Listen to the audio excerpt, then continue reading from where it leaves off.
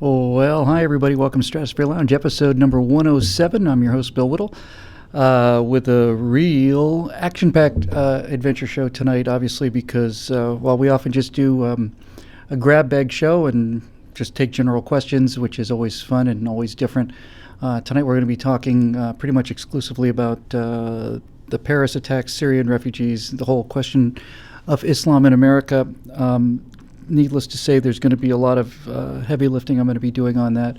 And the great thing about doing the show, especially with a live feedback, is it gives me a chance to, I don't know if you guys can hear the sirens. I guess they already know they're on their way. It gives me a chance to, hash out a lot of this stuff. So much, this issue is so complex. I know it to many of us, it seems very, very simple. And on some level, it is simple. But there's so much at stake here, not just in terms of the battle for this country, in terms of winning, but also for the battle for this country in terms of winning in a way that it's still America. That's kind of what I want to talk about tonight. And I'm going to start... I'm just going to start with some free association. We got some great questions, and these questions will allow me to elaborate a little bit. But I can at least start here. I'm not going to waste any time with anything else. I am going to waste time with one thing. This is not a waste of time. For those of you who've been watching the show regularly, I know I don't do this ever. But I'm going to start the show, since most people watch the beginning of the show rather than the end, by saying, listen, I thought that we had a calendar year to stop Hillary Clinton and stop the Democrats, and God knows that's important.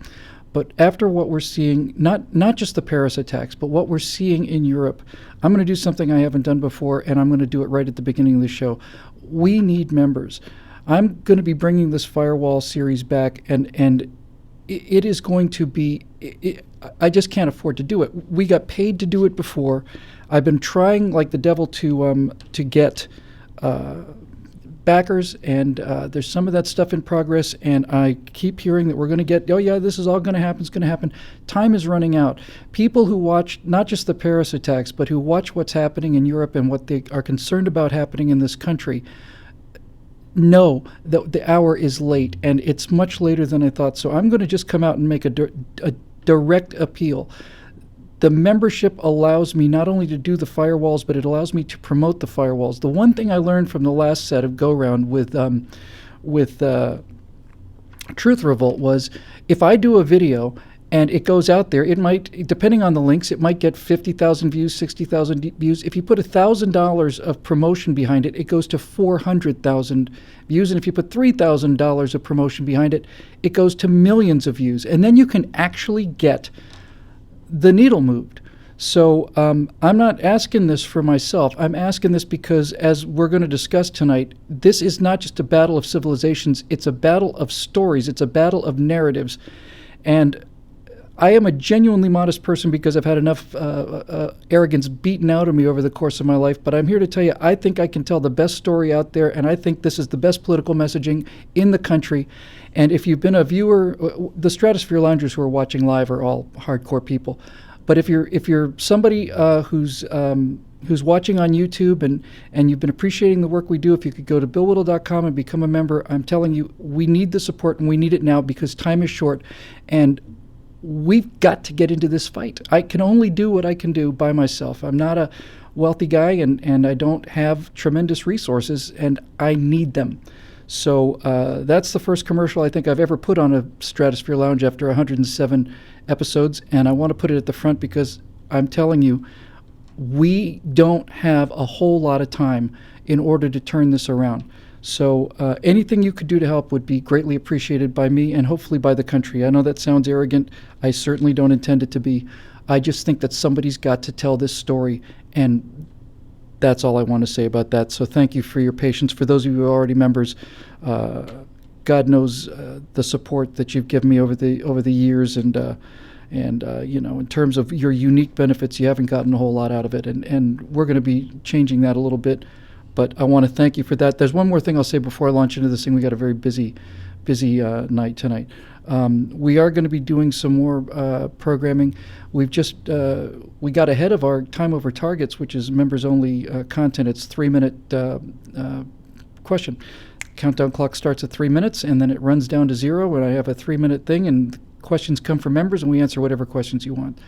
I'm going to be adding a show I think called the Nexus Report, and it's going to be 3 times a week. And because I have to run this as a business, I think what I'll do is something similar to what we do at PJTV.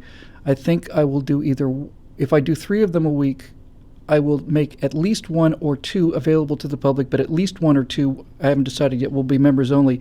And what this is going to be is it's not going to be a question from the audience, because I love doing those. We've done 100 of them. That's 300 minutes of, 5 hours? Of time over targets from the members. But this is going to be 3 times a week, and I'm just going to come in and I'm going to turn on the camera and I'm going to talk about what's going on now. So anyway, that's on its way, and we're going to find a way to get these firewalls done. What we really need more than anything, I've got the means to produce them. They're expensive, but I can produce them.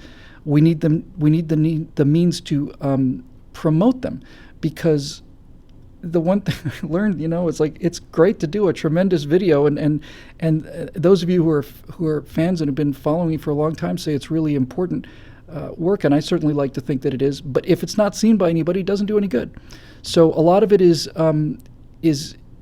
basically the money to promote them. And this is the last thing I'll say. Anybody who watches the show knows that whenever I say this is the last thing I'll say about it, I got about another 15 minutes left to go. But let me just say this. Up until really the Truth Revolt videos, where they were putting some money into promotion, a little money, not a lot, and the viewership went into consistently in the hundreds of thousands and often into the millions. Up until then, I'd been doing essays for a while, but I've been doing videos for about 7 years, and I had never realized that we have a product and we weren't marketing it and we weren't advertising it.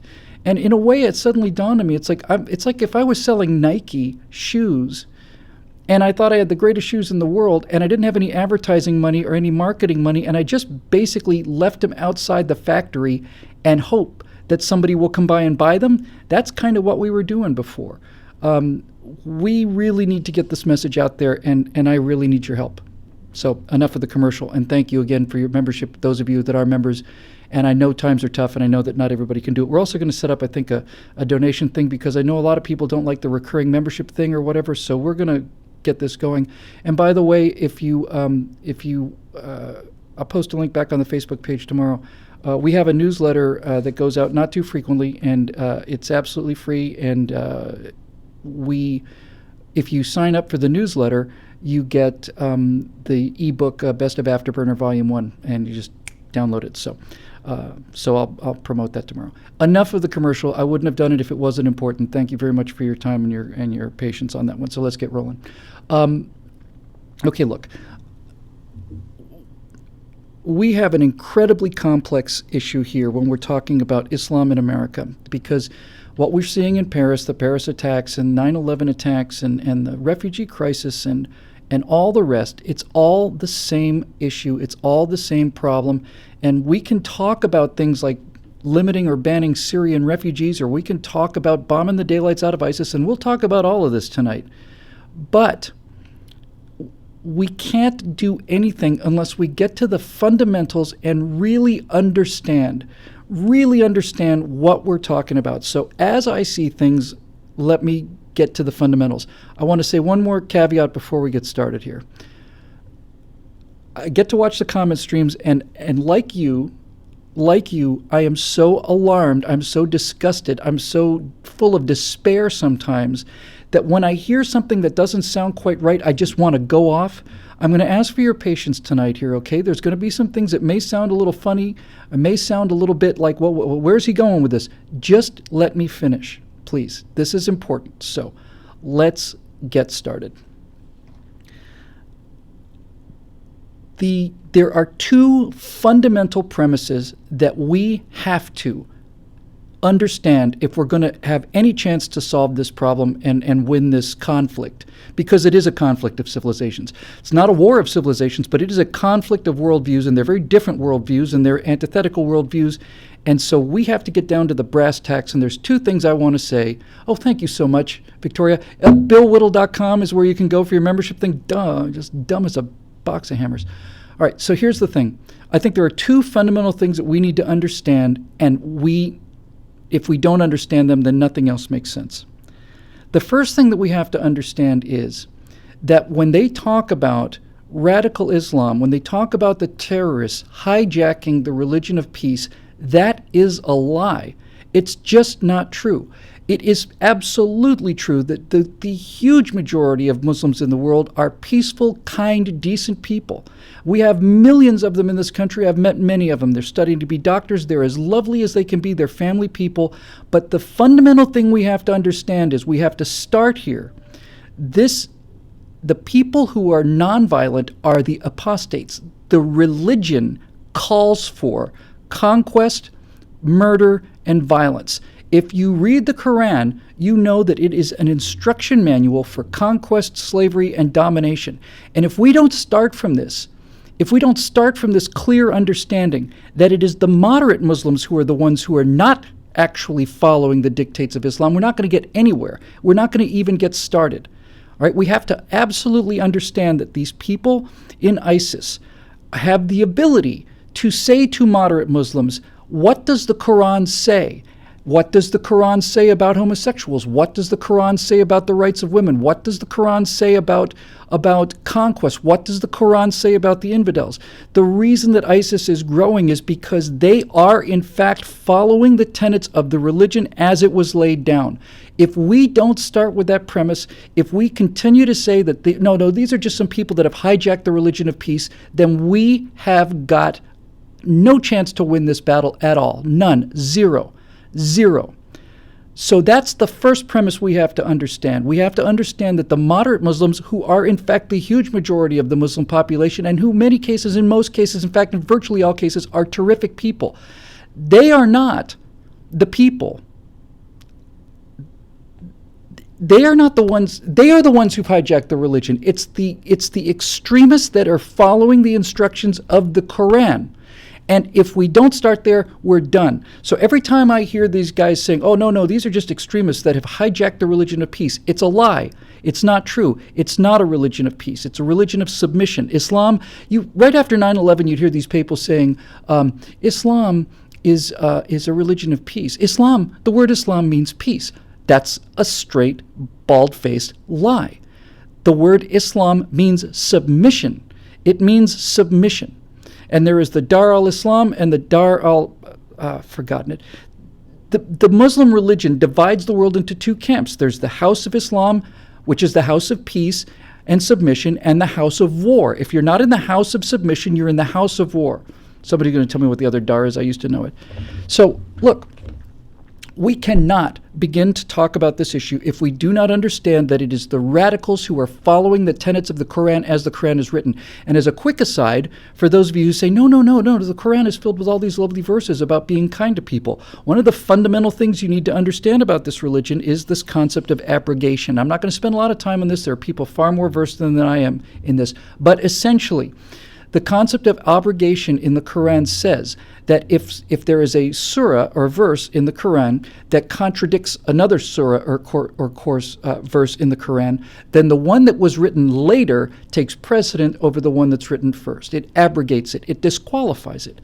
And so when you look at the Quran and you understand the history of the Quran, you realize that all of these verses that are quoted by the apologists for these Muslim terrorists, love thy neighbor, no.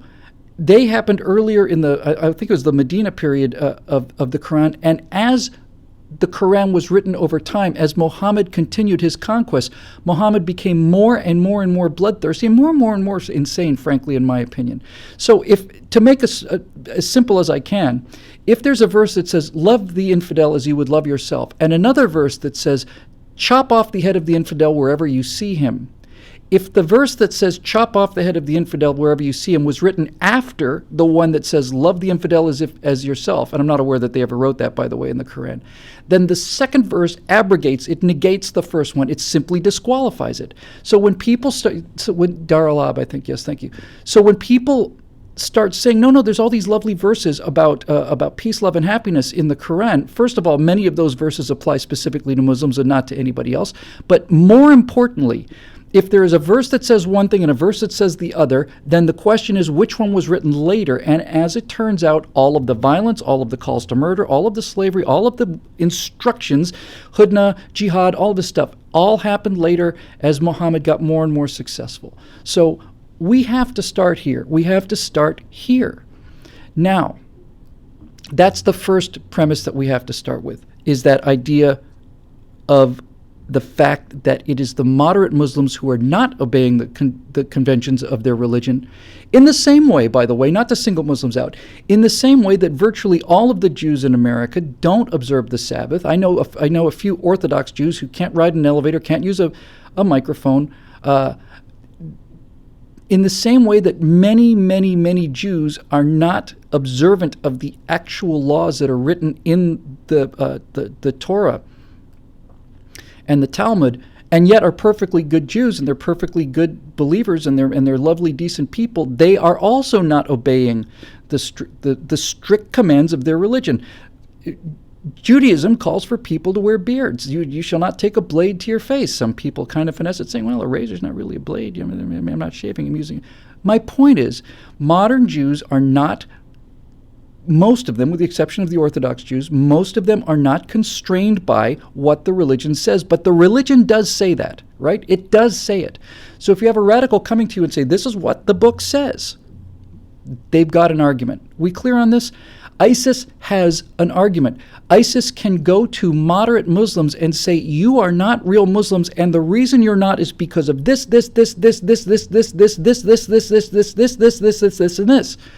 Sharia is what the Quran calls for, and to the degree that people abandon Sharia in this country, great. That's great. That's fantastic. But it's not the radicals that have hijacked the religion. They are speaking the truth about their religion. That is critical. Now, the second fundamental thing that we have to understand if we're going to have an intelligent discussion about what we're going to do about this issue is this. If you accept, and you don't have to accept it, it's true. I'm sorry, I hate to be a dick about it, but it's not up for discussion. That's what the Quran says. The Quran says that you cannot insult the Prophet, that if you insult the Prophet, it is punishable by death. The Quran says that if you are a Muslim and you decide to leave the religion of Islam, that is also punishable by death. We clear on this? This is not up for discussion. That's what it says. Doesn't say it in one verse like that one line in Leviticus. It says it everywhere. Okay? Now, if it turns out that that is true, and it is true, that's what the Quran says, and if it also is true that the United States Constitution and the First Amendment of the Bill of Rights says you have the freedom to say whatever you want to without slandering somebody, that's a civil issue, it's not a government issue, it's not a rights issue, you get a civil issue, you can say whatever you want to in this country. If you want to insult the Prophet of Islam, you can.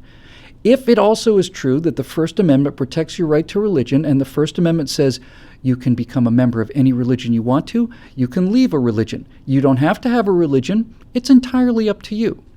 If this freedom of speech and freedom of religion is the core precept, the First Amendment, the primary right of the American method of philosophy, the American system of belief, if that is true, and it is, and if the Quran is also true and says you are not allowed to insult the Prophet of Islam and many other things that you can't do or say under penalty of death, and if you leave this religion, you deserve to die.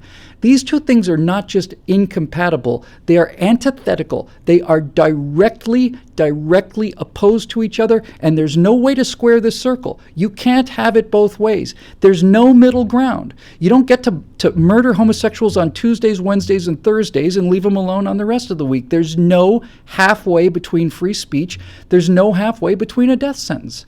So now we're down to the brass tacks. And what the brass tacks really mean is this. Islam as practiced in the Quran, Islam as preached by these radicals, is antithetical to the American system of beliefs. It's not just a bad fit. It's not just different. It's not like a Buddhist coming here. Or it's not like Jews coming here. It's not like Catholics coming here. It's not like any of those people. It is antithetical to the core of their religion, and they have to make a decision one way or another. And now we're getting to the real meat of the matter, because the war is for the middle. The war is for the middle. The war is for the middle of the Muslim population, which currently is overwhelmingly moderate, and I don't want anybody to have any misunderstandings about this at all. This is my opinion, and I'm sticking to it. And I frankly don't think this is up for discussion. If you believe in this country the way I believe in this country, you have to understand that Muslims that come to this country live under the laws of the United States of America, practice their religion in private. They're not seditious. They're not trying to overthrow anything. They're decent family people. They're hardworking people. I've met scores of them. There are millions of them here. Virtually all of them here. These people are as American as anyone else, and they have the right to be in this country as much as anybody else. They have a right to religion as much as anybody else.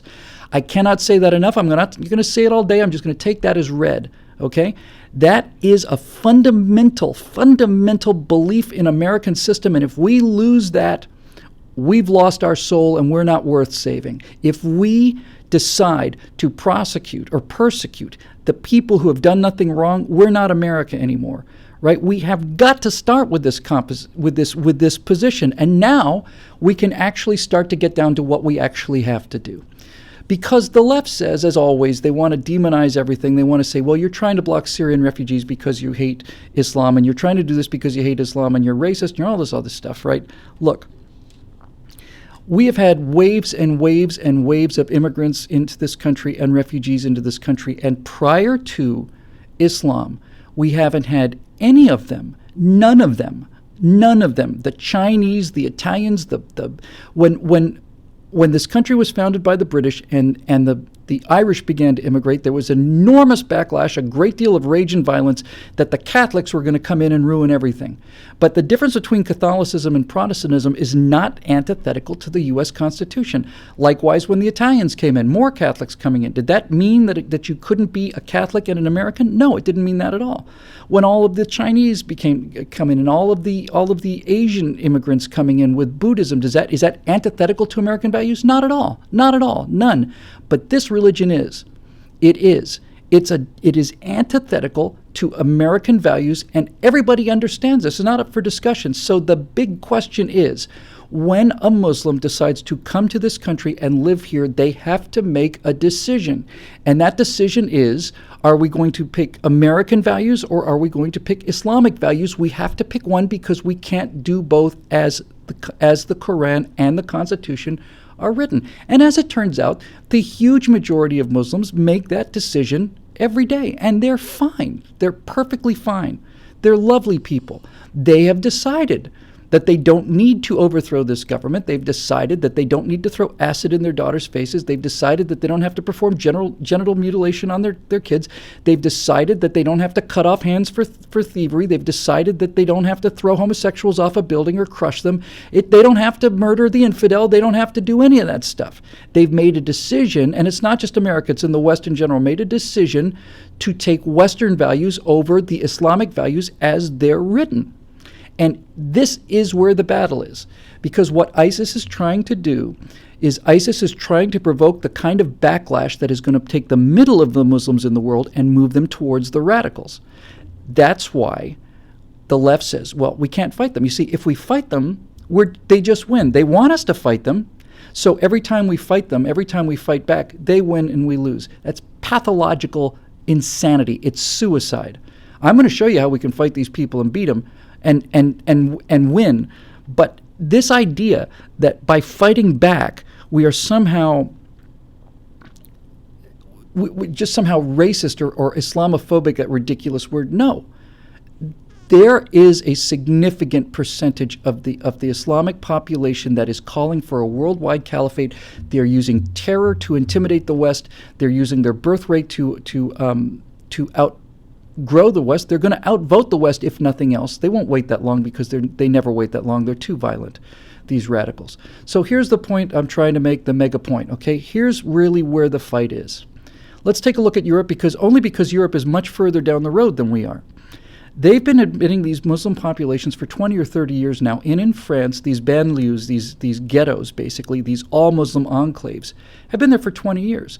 And the first group of immigrants were trying to assimilate into French society. France is not America. We're a nation of immigrants. They could take the people in. And the reason, and this is why this issue is so complicated, the reason that Norway, Sweden, Denmark, Belgium, France, Germany are taking in so many Muslims is because their socialist welfare state is a pyramid scheme. In order to have cradle-to-grave socialist benefits, you have to have more people at the bottom than at the top. 4 people can work to support one person their entire life, but one person cannot work to support 4 people for their entire lives. So they admitted these huge numbers of these Muslim immigrants in order to maintain their socialist utopia. But at the same time, because they're not a nation of immigrants, Germany's not a nation of immigrants, neither is France. It's not a multicultural society. They lecture us all the time on our racism. But prior to this giant immigration wave 20 years ago, there were, there were 4 black people in all of Germany? Give me a break. The French lecture us on our racism. The only 2 black people in France were Billie Holiday and Paul Robeson, right? I mean, now they've imported these populations because they know their birth rate is so low. The birth rate's so low because why would you have kids when you have cradle-to-grave socialist benefits? So they've imported these populations for years now. The first group of people tried to work hard, tried to become Frenchmen or Germans or whatever. They tried to assimilate, and because they were a relatively small percentage of the population, they played by the rules. But they weren't accepted, not in the way that you're accepted in America. If you raise your right hand and you take the oath of citizenship and swear to be a new person like the rest of us, e pluribus unum, you're a new American, you're as American as the people that got off the Mayflower. That's not true in Sweden, it's not true in France, it's not true in Germany. And despite the fact that the elites were bending over backwards to tell the people that's what they were doing, it wasn't happening.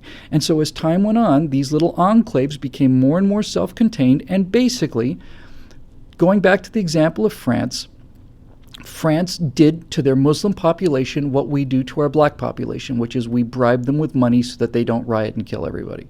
That's a whole nother discussion. But that's basically what they did. Here, we'll give you more benefits, we'll give you more benefits, we'll give you more benefits. We know you're violent, we're not going to go in there, we're going to let you have your own little neighborhoods.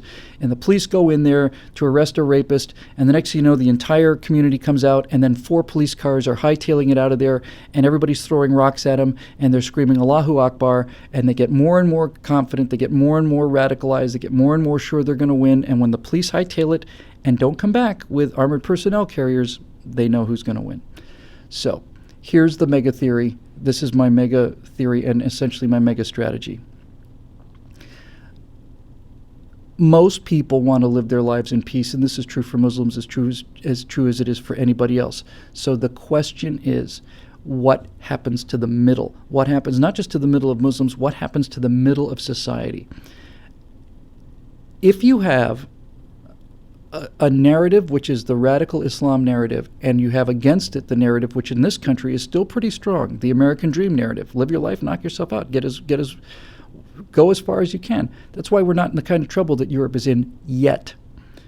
Then these 2 narratives are in competition, and anybody who can see the benefits of living in America and peacefully and prosperity and stuff, that's why the huge, enormous majority, I mean, virtually it's 99-point-something% of American Muslims are law-abiding people because we've got a better story to tell. But in Europe, in France, and in Sweden, there is no counter story.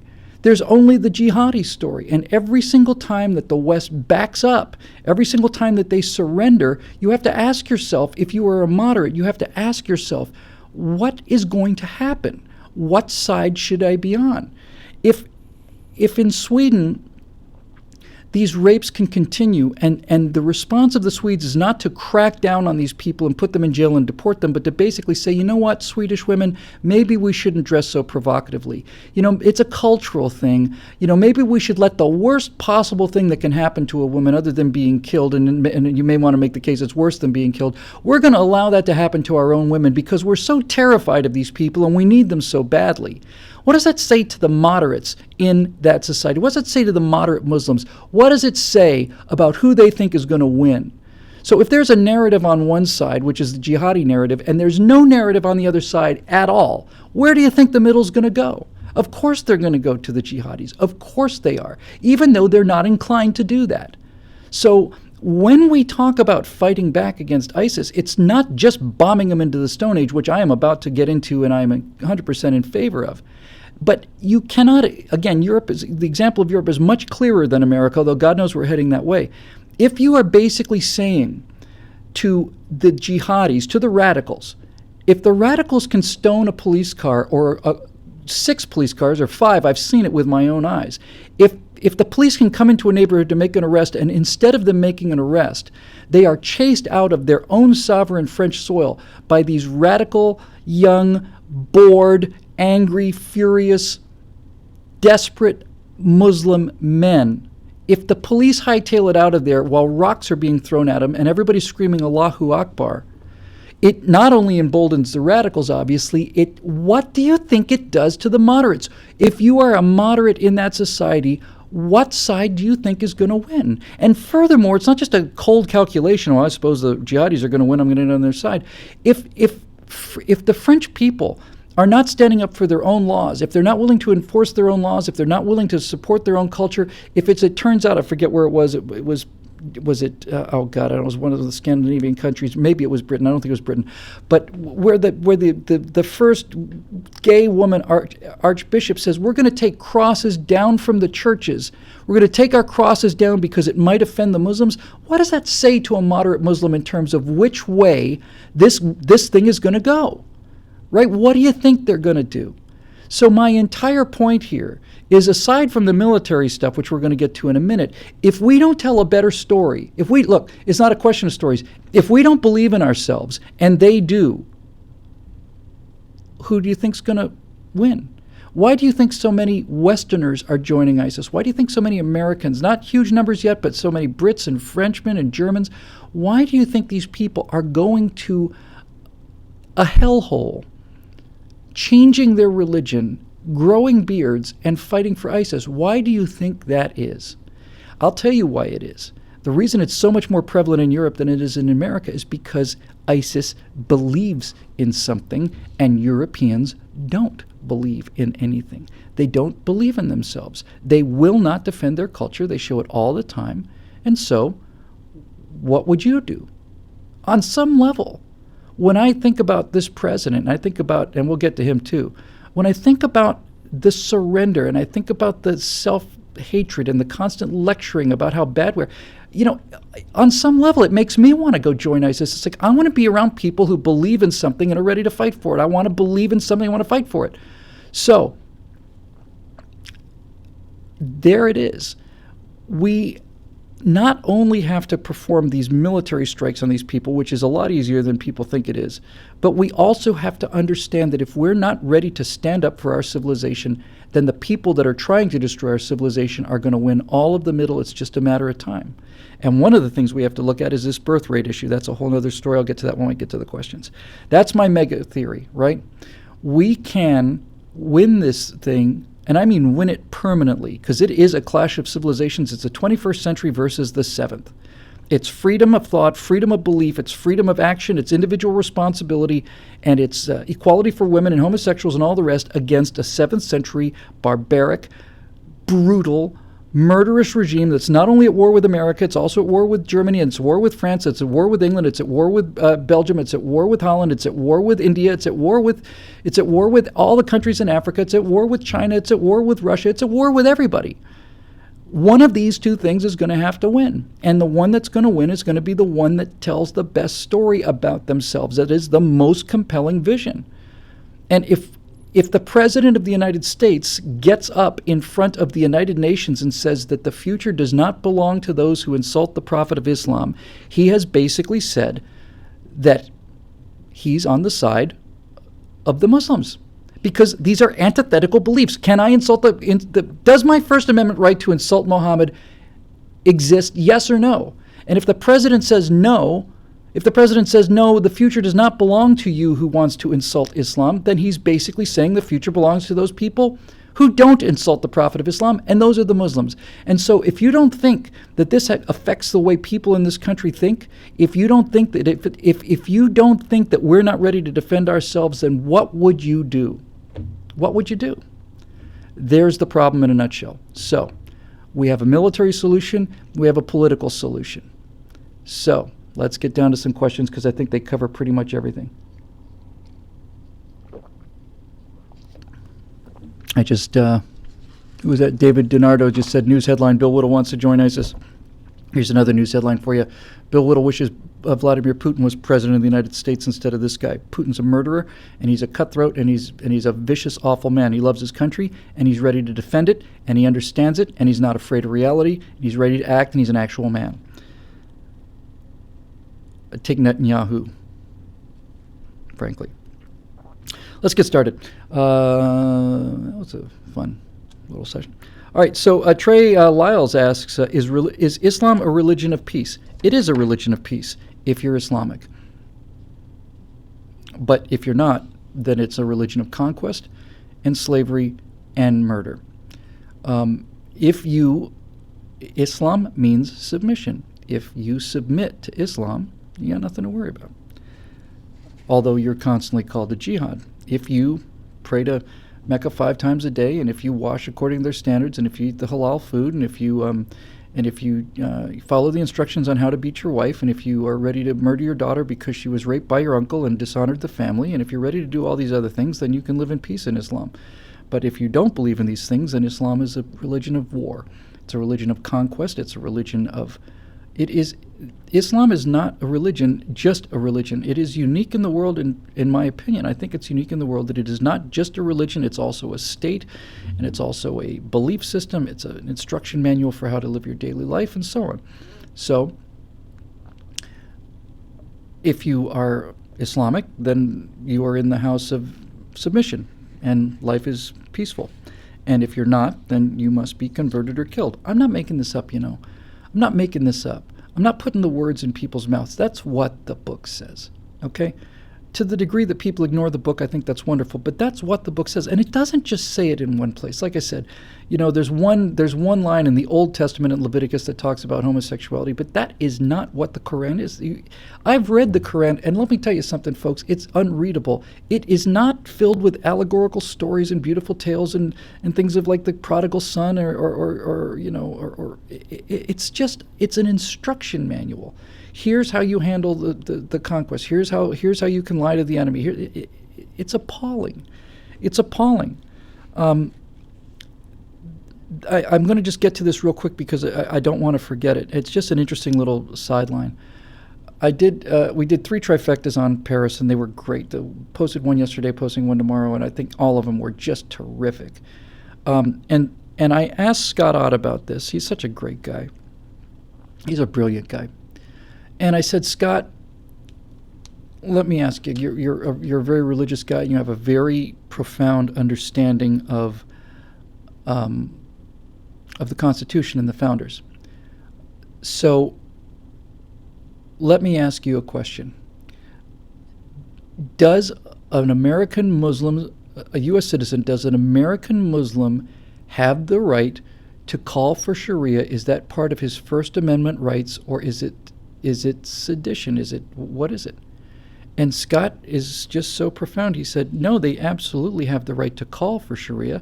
That speech is protected in the way that any other speech is protected. They don't have the right to implement Sharia. There is a pathway for them to implement Sharia, said Scott Ott. And he says the way that they can do it is they have the right to say, we want Sharia. Sharia is antithetical to the First Amendment. And Scott said, so what they would have to do is they'd have to have an amendment to the 28th Amendment to repeal the First Amendment. And if you could repeal the First Amendment politically, they have a right to call for that. I thought that was a profoundly good answer. I thought that was America in a nutshell. And then after I drove home, I said, Scotty, no. And it was a question on the fly. But then I said, no, and I'm surprised he didn't catch it. Because frankly, you can't repeal the First Amendment. It's not a question whether you can do it politically or not. You can't repeal the First Amendment because the First Amendment is not repealable. The First Amendment was not... The right to free speech and freedom of thought and religion is not given to us by the First Amendment. And so the First Amendment can't take it away. Those rights existed before we were born. These rights existed. They're the natural law of the universe. People have a right to free thought. They have a right to their own decisions. They have a right to their own lives. So basically... even if, I've said this before, If the House of Representatives voted 435 to nothing, if the Senate voted 100 to nothing, and if the president signed it into law, and if all the states had ratified it, basically repealing the First Amendment, that law would not be valid because the First Amendment does not grant us the right to free speech or freedom of religion. The First Amendment simply says that the government cannot limit it. So if they say, no, the government can limit it, it's not a legitimate government anymore. So I just had to throw that in there because, see, this is the thing that really concerns me. When we talk about this is a really important point. I wish I'd put this a little bit earlier. When the left tells us that those of us that want to fight this narrative of radical Islam, they think that if they report that this was a Muslim massacre, because CNN had 15 paragraphs on it, and they said gunmen, extremists. They didn't say anything about Muslims because the left believes that if they say Muslims, that the right is going to go into every single house in America and pull Muslim children out of the streets, out of their schools, and beat them to death with bricks. That's what they think we want to do. And they say, well, if you're going to fight Islam, then you're basically going to punish all of the innocent Muslims in America, and you're just going to intimidate them and try and kill them. So let me just make a very simple historical point that's actually extremely easy, so easy to understand, even a liberal can understand it, okay? It wasn't too long ago where we fought a conflict, which you may have heard called World War II. And in World War II, we fought against Germany. Now, most of the Germans were not members of the Nazi Party. It was only about 7% of the German population was a member of the Nazi Party, but we had to fight them, and we did. And the more important point here is that when we fought World War II, there were huge numbers, millions, tens of millions of American citizens who were German descent, first-generation German, naturalized German citizens, and we didn't go into every single house in the country and kill every single German American.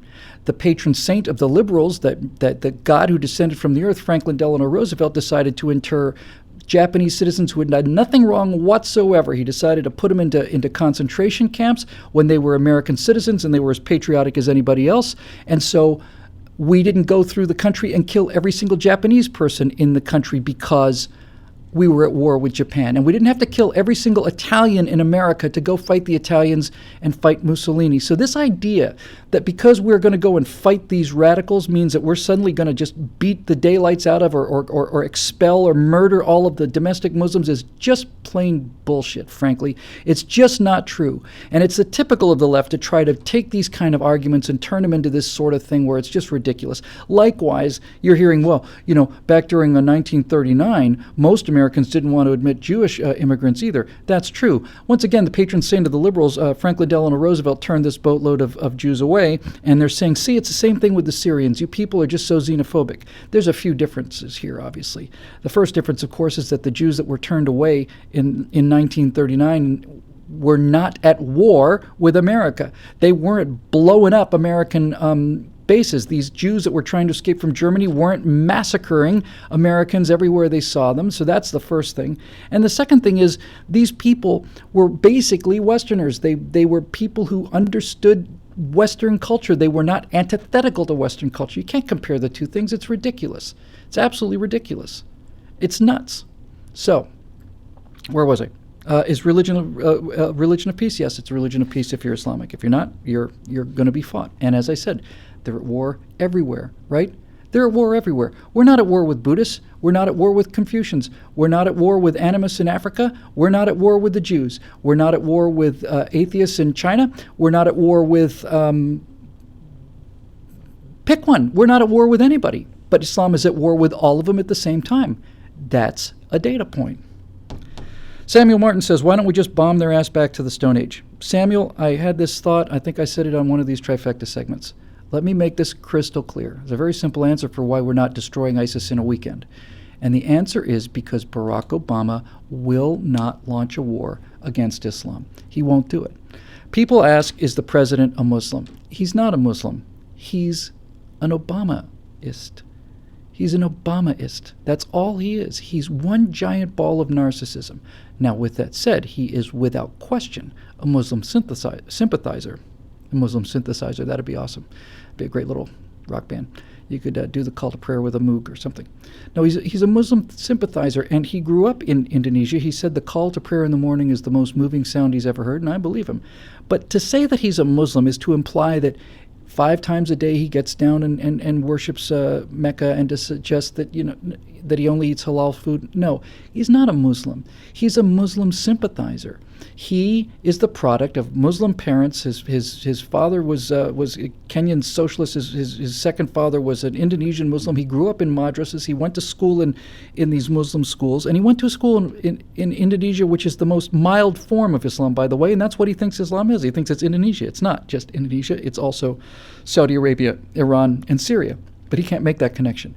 He will not attack Muslims. He won't do it. He will not do it. He believes that Muslims have been oppressed by America, and he will not throw the weight of this country against any group of Islam.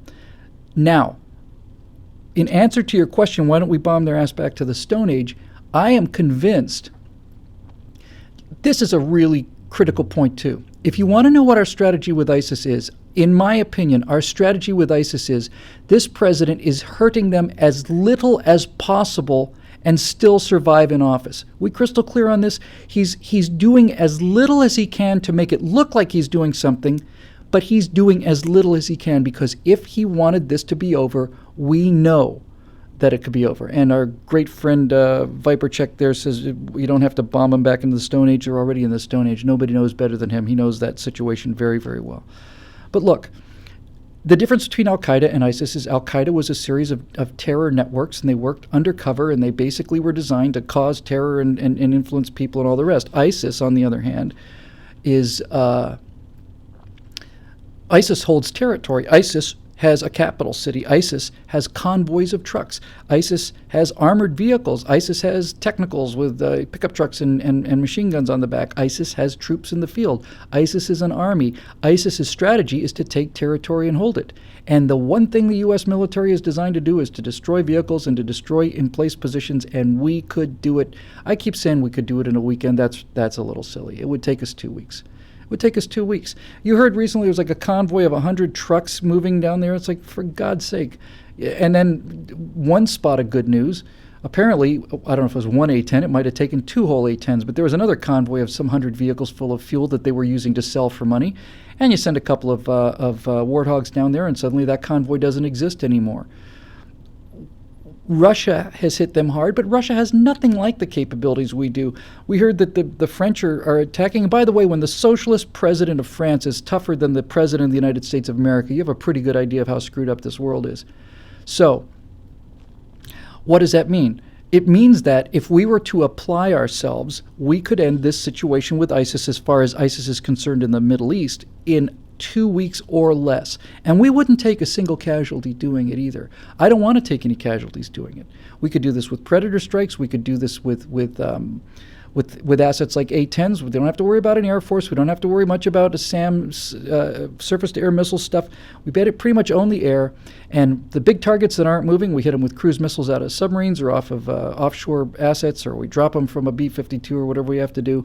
And then we basically use drones to target the smaller targets on the move. We know where every one of these guys is. I've talked to people who work there, and I'm always super, super, super, super careful about not revealing anything, even though I'm sure I didn't see anything classified. But suffice it to say, we know where these guys are, all of them, and we can watch them day or night. We can make them go away anytime we want to, and we don't. And the reason we don't is because the president doesn't want to. He will not go down in history as an American president who used American power to kill Muslims. He will not do it. He's doing the minimum he can to still survive in office. Which the guy gets so cranky about is, if you've got a better idea, then you let me know. I do have a better idea. Bomb him back to the Stone Age, and we'll talk about that in a minute. So, look, We have equipment like JSTARS. JSTARS is a ground reading radar. It's similar to AWACS, which scans the skies. JSTARS scans the ground. Anything's moving down there, we know it. We have the means and the assets to just destroy their infrastructure. We can destroy their command and control. We can basically go in there and make sure they can't talk to each other. Now, if you really want to clean this up, you probably have to put troops on the ground. I'm not sure I want to do that. If these people do what I suspect they're going to do in this country, then yes. If ISIS pulls off the kind of attacks I think they're going to pull off, then we are going to have to put American troops in there and clean it up and finish the job and just exterminate them. Just kill them all. And if we lose guys doing that I think by now my credentials as far as the military is concerned should be pretty clear. But I'll just come out and say it because it needs to be said. If it turns out that we have to send American troops into these countries, not to occupy the country, I'm not talking about occupying. If we have to put troops in there to kill people after a massacre on American soil and we lose people, that's what soldiers are for. They are defending the people of the United States of America at home. That's why they enlist. That's why they're warriors. And if we have to send them in there to make sure that the American people don't get slaughtered again after the next slaughter, because one of them is going to happen, that's what they're for. That's why they sign up. That's what they want to do. That's why they're there. They want to go and kill the bad guys for freedom and protect America, and we should give them a chance to do it. So, airstrikes to take off their systems, and then we just go in there with special forces guys who are spectacular, and we just go in their little holes and their little things and just kill the rest of them and just knock them out. And then what happens to the middle, right? What happens to the Muslims in the middle when ISIS is just destroyed, when it's just knocked out? Which side do you think is going to win? Which way do you think you would go? What horse do you want to bet on? Osama bin Laden said, when specifically talking about his people, he said if they see a strong horse or a weak horse, they'll take the strong horse. But the problem with Europe is it's not a question of a strong horse and a weak horse. It's a question of a strong horse and no horse. There is no horse on the other side. Nobody's defending. Swedes aren't defending Swedishness. And up until very recently, the French weren't defending Frenchness. The British aren't defending Britishness. They're bending over backwards, showing them their throat, and just praying that they'll cut their throat and put them out of their misery. We're different here. We have a story and we believe in things, and we are still a country that has a plan and a vision and a way for these people to live a better life. So we have to be careful about this. We have to be very careful about this. All right, so moving on because I got so many things here. Michelle Tongyai says, is the Paris incident foreshadowing the future horror within the USA? Yes, it is. Yes, it is. I don't think I'm giving away any information that ISIS is going to be able to use, but let me tell you something. The problem with Al-Qaeda's critical flaw, and the reason that Al-Qaeda got one good hit on us and basically nothing else until we killed him in the sands of Iraq, mostly. And by the way, this ISIS belongs to Barack Obama.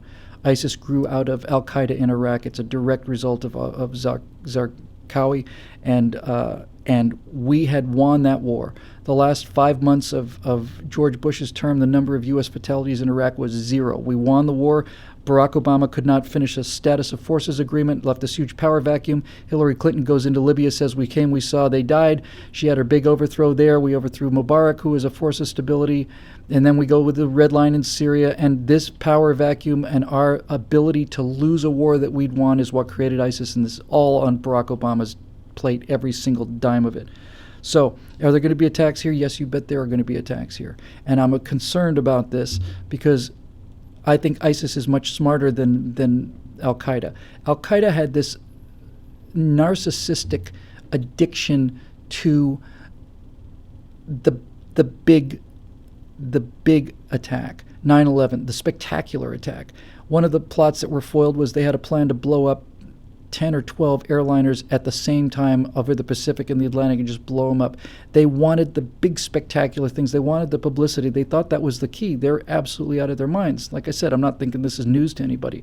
You really want to screw up this country? You remember what those Muslims, the 2 DC snipers did? 2 guys in the back of a truck opening fire randomly while people are pumping their gas. They immobilized 3 states. People wouldn't go outdoors because they were so terrified that they were going to get shot. If I was ISIS, I'm saying this only because I'm an American patriot and I want to defend against this, right? If ISIS, and this is what I think they're going to do, if you had 50 warriors, you could try to put them on an airplane and fly it into the capital or whatever, or You could take 50 guys with AK-47s. You could go to 50 malls on Black Friday, and you could shoot up 50 malls full of American shoppers on Black Friday, and you watch what that would do to this country. You just watch what would do to this country. And I think that's what they're going to do. I think they understand that it's not the big spectaculars, because everybody was horrified by 9/11, but the only people who were affected by 9/11 were the people in those buildings that were directly affected. If you get the feeling that you can't go to the shopping mall, your kids can't go to school, if you get the feeling that you can't pump gas without getting shot, that is going to have an effect on this country. So, let me say this about the American attack.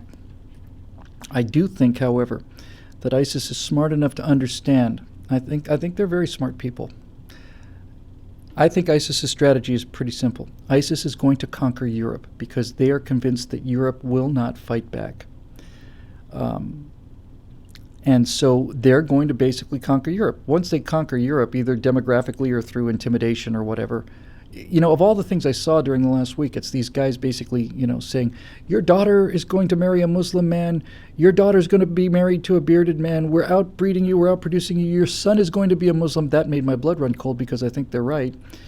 One of these guys, one of these smug jihadis, was basically saying, well, do they have a chance? Do the French have a chance? Yeah. If each one of them takes 4 wives and has 5, 6 children each, then maybe they have a chance, but I don't think so. He's right. He's right. So I think ISIS is going to concentrate on Europe because they understand Europe is weak. Once Europe goes down, guess what happens?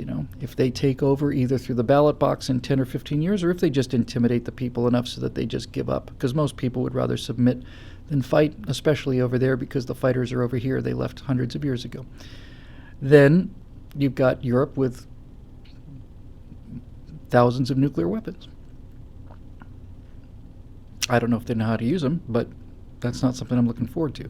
I think ISIS is smart enough to understand that if they launch a series of terror attacks against the U.S., at least now, that America will fight back even with this president. They saw what happened after 9/11. We went over there and killed 40, 50,000 of their best fighters in Iraq. We basically knocked Afghanistan off the table. We knocked Iraq off the table until President Obama gave it back to him. Yeah. And by the way, I've seen a couple people talking about something that I think is absolutely critical to fighting these people. Critical. And once again, the laboratory of history proves that this is not just a theory on my part. When we're talking about the radicals, we are dealing with fanatics. Their lives are miserable. They're not allowed to drink. They're not allowed to have sex. They're not allowed to hold hands. They're not allowed to listen to music. They're not allowed to dance. They're not allowed to do anything. They're just males that are filled with rage, and they're ready to die to go to get their 72 virgins in heaven. By the way, don't you find it odd? Don't you find it just quite odd and strangely illuminating about the Muslim religion that their version of paradise is Vegas? Don't you find that odd? That the Muslim paradise is Las Vegas. That here on earth, they're not allowed to do any of these things, but when they get to paradise, they have 72 beautiful women that they can have sex with all the time with impunity. They get to drink. They get to do whatever they want to. That's what I really think. That's what they can't stand about us, is that we have their paradise here on earth. So, what was my train of thought here? God, I hate it when that happens. It doesn't happen too often. Oh golly, it just drives me nuts. In any event, it'll come back to me. We have to defeat these people ideologically, and we can defeat them ideologically because we got a better story. So let's move on, and hopefully what I was about to say will come back to me here. This is an important point, very minor point. Get through this pretty fast here. Oh, I'm sorry, it was about whether there'd be a terrorist attack here in the U.S. I think they understand that if they were to do something like that, we've still got some fight in us. They saw what we did after 9/11. I don't think they're stupid enough to do that just yet. I think what they're going to do is pound the daylights out of Europe. If they launch major terrorist attacks here in this country, it will reactivate that American response. And I'll tell you something, the climate now in America is not the same as the climate was in 2001. In 2001, during the 9/11 attacks, when we woke up that morning and we found out that we had been at war with Islam since at least 1979, and we suddenly realized, no, they're serious about it. In 2001, when we were told that it's a religion of peace, that this is hijacking the religion, that this is an anomaly, a one-off, and that this is just a bunch of lunatics, we believed it, and we gave them the benefit of the doubt. And since then, we've seen hundreds more attacks like this. I think our patience with Islam, and I don't mean just America, I think the West. I'm seeing it in Germany, I'm seeing it in France. They have maxed out their card. I think if there's if France is launching airstrikes and we're not, then that's telling me that they have had enough. And so it gets to be kind of interesting when we get down to these details. But man, if you look at what's happening in Europe and you see what's potentially happening here, it's just terrifying. Ryan Moss, I think I said this before. This is a critical point that I need to make because we're talking about all kinds of strategy and stuff. Ryan says, you've alluded to that a more serious American military engagement could destroy ISIS, to which I agree. What would the post-victory occupation look like under your plan, and how would it address the Syrian refugee crisis? There would be no post-victory occupation. I am absolutely sick of occupying these countries. I'm sick of losing people for people that don't want to fight for their own freedom. I think we won the war in Iraq. I think the Iraqi people, for a period of maybe a year, they actually were living in a world where they could vote, and they saw some of the benefits. And we couldn't even maintain the same kind of status of forces agreement that we've had in Germany for 70 years and in Korea for 60. We couldn't even do that. We left. Everything fell apart. We threw that victory away. But I've learned some lessons from this, I think, and I think the Iraqi people, back in 2004 or 5, you remember when they first voted, and Al-Qaeda and all of the insurgents said, if you go to the polls, we're going to kill you all. And there were just endless pictures of Iraqi citizens holding up their fingers with the die that indicated that they'd voted. That's when I really had faith in this whole thing. And I do believe, and I still believe, that these people want to live better lives and live more or less in not in the kind of freedom we understand, because they don't have the cultural background for it. But they want that kind of a life, and they were ready to risk their lives for it. I think they kind of earned it.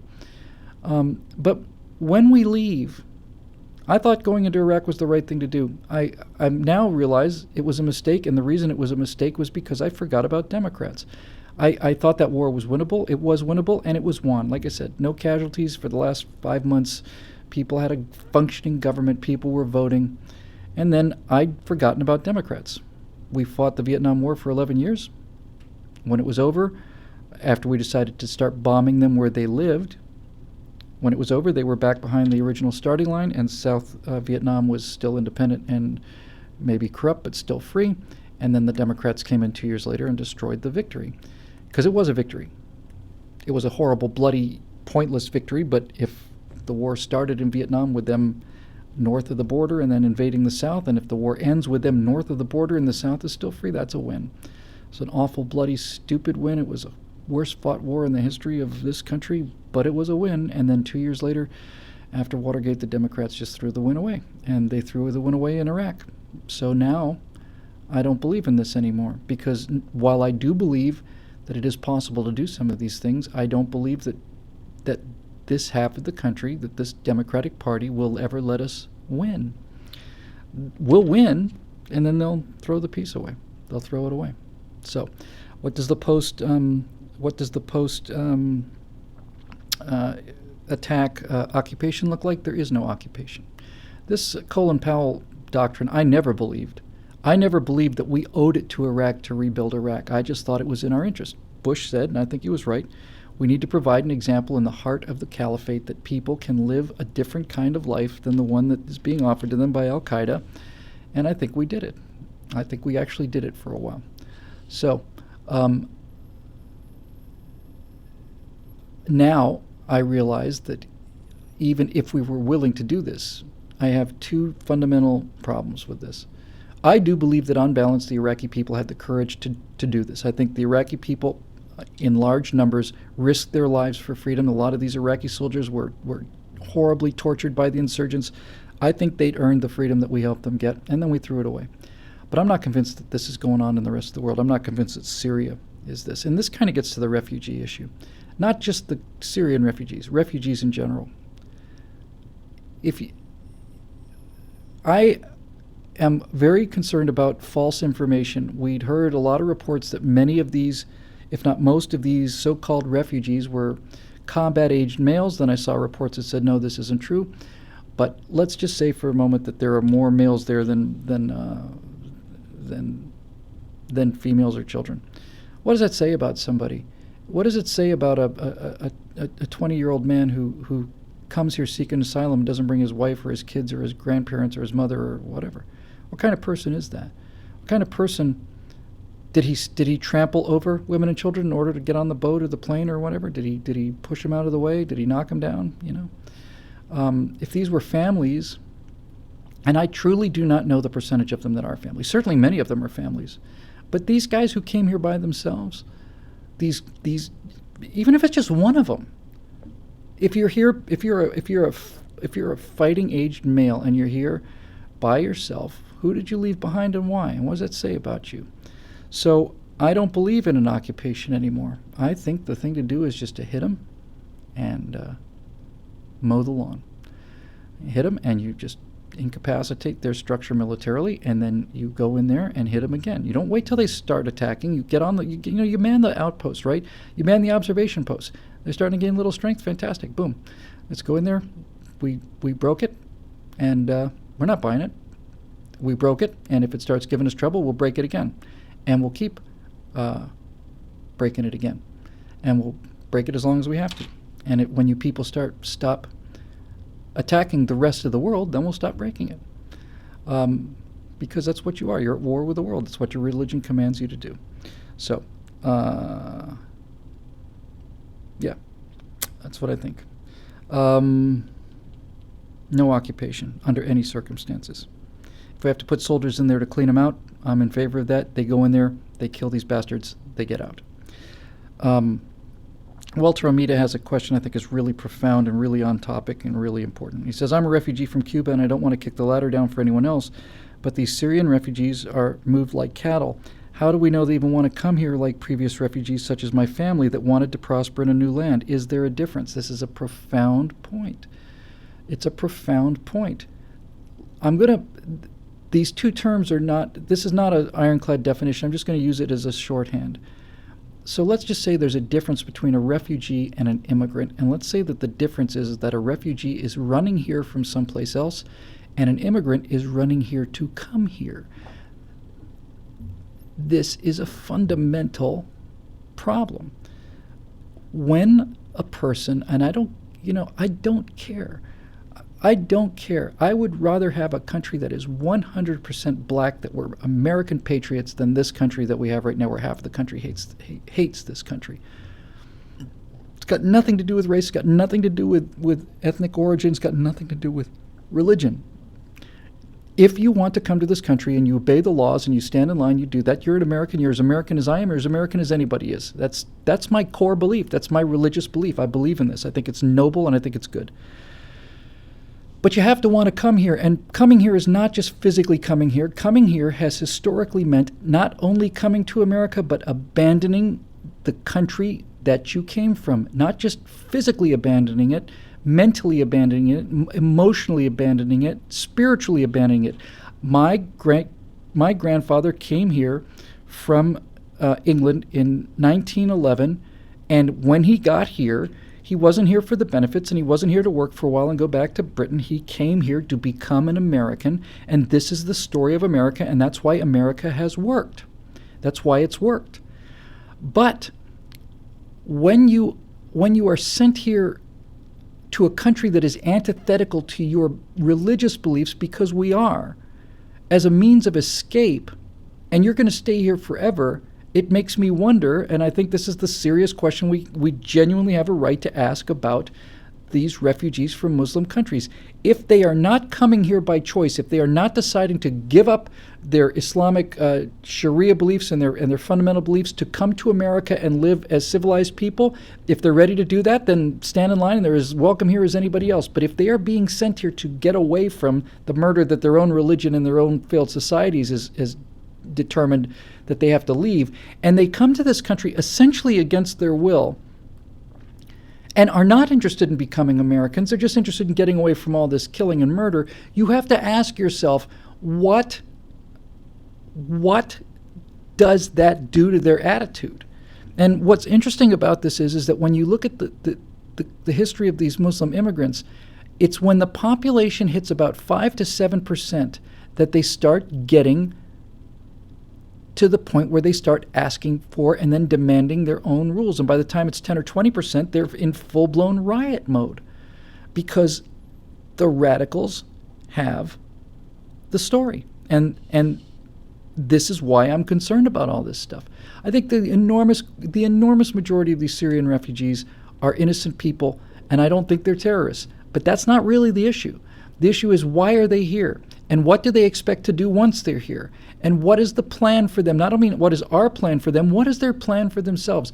When they come from Syria, and when they come from a country with fundamentalist Islamic beliefs, and they are sent to America to escape from that country, what is their attitude going to be when they come to America? Are they going to basically say, all right, now we're in a place that's given us sanctuary and freedom. We're going to become American citizens. We're going to put down our calls for Sharia. We're going to put down our religious beliefs. We're not going to do this genital mutilation on women, and we're not going to stone women to death for adultery, and we're not going to murder homosexuals. We're going to live like Americans, and we're going to adopt their value system. If that's the case, welcome. But I'm concerned that this is not the case, and this is what the issue is. It's not the terrorist issue. Everybody's making it about the terrorists. It's not about the terrorists. It's about the culture. It's about where their heart is.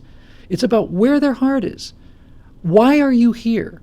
If you are here because you're a Muslim fundamentalist, and the Muslim fundamentalists back in your home country have made your life so untenable that you have to run away, and you're here, and you're still a Muslim fundamentalist, then we have a real problem, because as I began this little oration, Muslim fundamentalism is not only not compatible with the American system, it is antithetical to it. So bringing in large numbers of people whose entire value system is antithetical to ours is a problem. It's not the terrorist issue, although that's part of it. The larger issue is, what are we bringing here? Do these people want to be here? Do they want to be Americans? Do they want to surrender what they gave up in order to come here and join the team? Everybody else that's come to this country has made that decision. I want to know. I want to know. And I think instead of these Muslims constantly protesting that we're questioning their loyalty, I wouldn't mind seeing a few displays of loyalty, frankly. I wouldn't mind seeing a few displays of loyalty to this country. I wouldn't mind seeing some Muslims sign up to go and fight for America. I wouldn't mind seeing Muslim regiments the way that the Japanese did in World War II. The Japanese were slurred. They were not just slurred. They were hated in this country. They were intimidated. They were put into concentration camps by Franklin Delano Roosevelt. And instead of complaining about it, saying, how dare you question my patriotism, what the Japanese did in World War II, Japanese Americans, was they enlisted in the army. They wouldn't send them to the Pacific because they'd likely be killed by our own guys. They went to Europe, and the Japanese units served with the distinction that is above and beyond the call of the regular honest-to-God heroism that all the rest of these people showed. They served this country with incredible passion and heroism because they had something to prove, and what they had to prove was they're Americans and not Japanese. And I don't see any of that from these moderate Muslims in this country. None. I don't see any. One voice will stand up, and then they're probably threatened with death. You know, you're either complicit in your own destruction or you're not. You either stand for this country or you don't. Right? Period. I want to know, it's not a question of whether these people are terrorists. The question is, what values are they bringing to this country, and whether they plan to give up those values that they were born with to adopt our values, or whether they mean to keep them. If they mean to keep them, and if they mean to keep them and expand them, then they don't belong here, and they need to go. Because I am not going to watch this country become an Islamic state. I'm not. And by the way, next time you hear these progressives talking about how hate-filled you are, you know, and how awful, what a racist you are, just ask them this. You get into this argument about Islam. Just say this. Why on earth do you hate women and homosexuals so much? What is the matter with you? How sick and evil are you?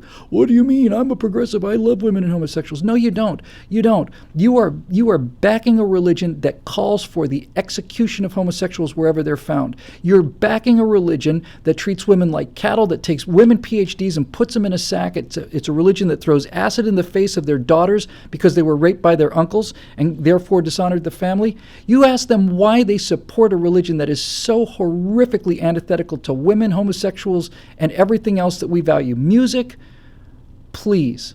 Science, you claim to support all this stuff, and yet you're backing the people that are determined to destroy it. You don't get away with this with me. You don't get to go down that road with me. You don't have to call me a racist or a homophobe or anything. I'm the one that's trying to protect women's rights, and I'm the one that's trying to keep homosexuals from being murdered, and I'm the one that's trying to stop women from being put into sacks, and I'm the one that thinks that children shouldn't have to be mutilated because some idiot is so concerned about his sense of Islamic honor. That's why I'm fighting these people, because I love these people. I love these values.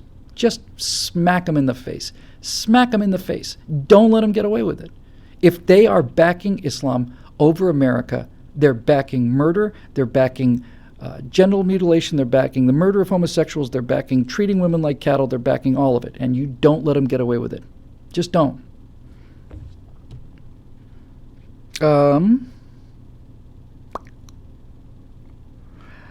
Karsten Mueller says, Paris, is there any more obvious example for an unarmed citizenry being victims only than what happened in Paris?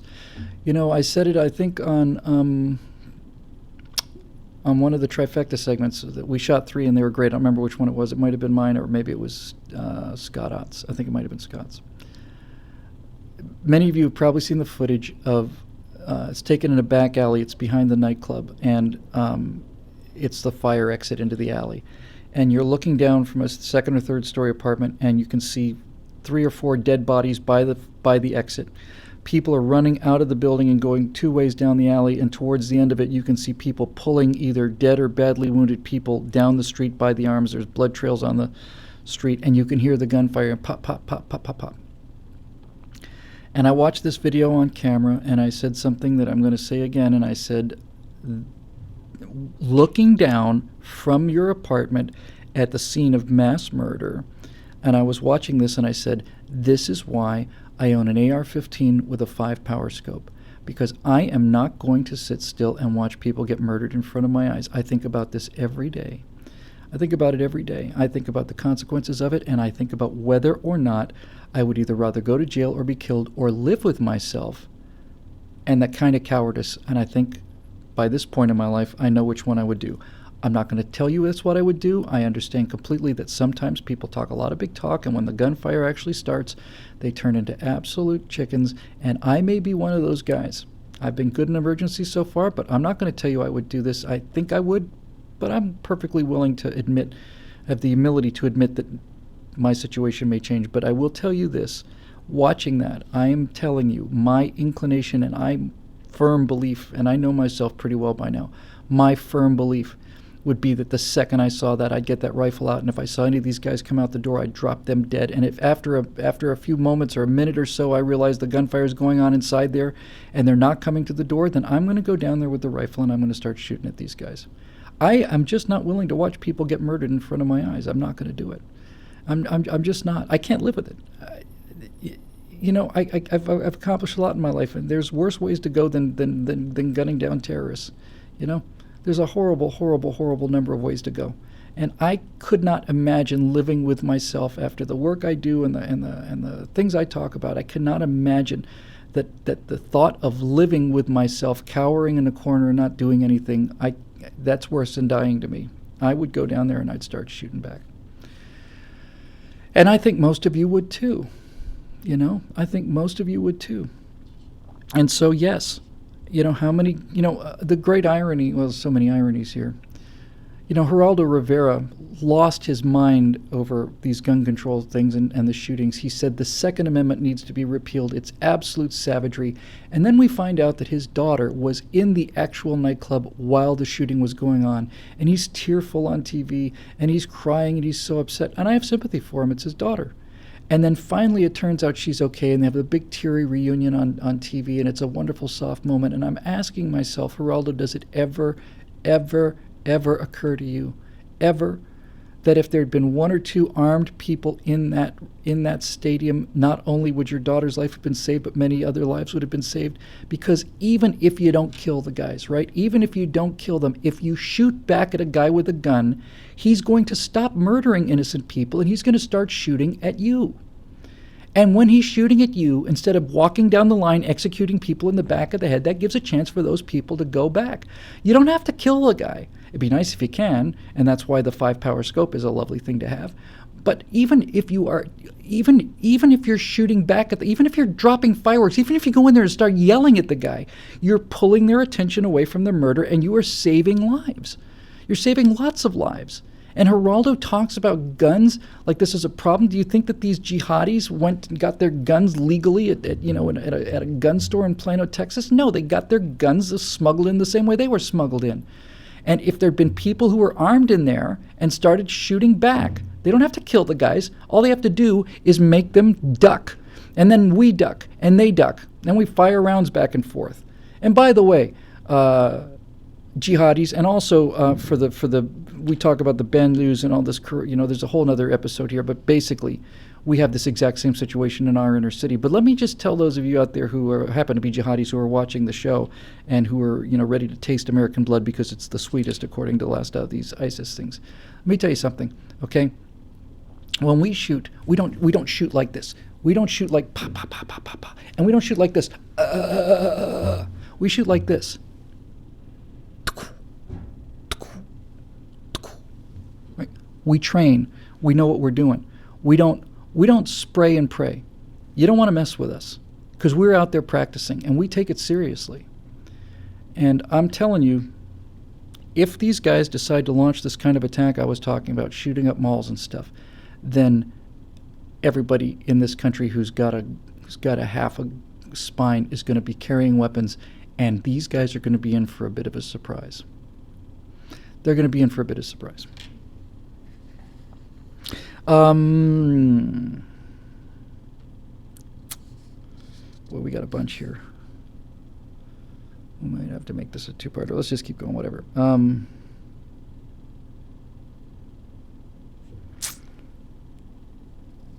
Here, this is a really interesting point. Susan Speakman says, can you comment on the difference between ISIS and ISIL and whether it matters that the president always says ISIL and most news outlets say ISIS?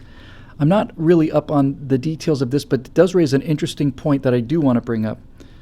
My understanding is that when I heard this, it's not up, I didn't come up with this, I read it recently, but ISIL is the Islamic State of something and the Levant.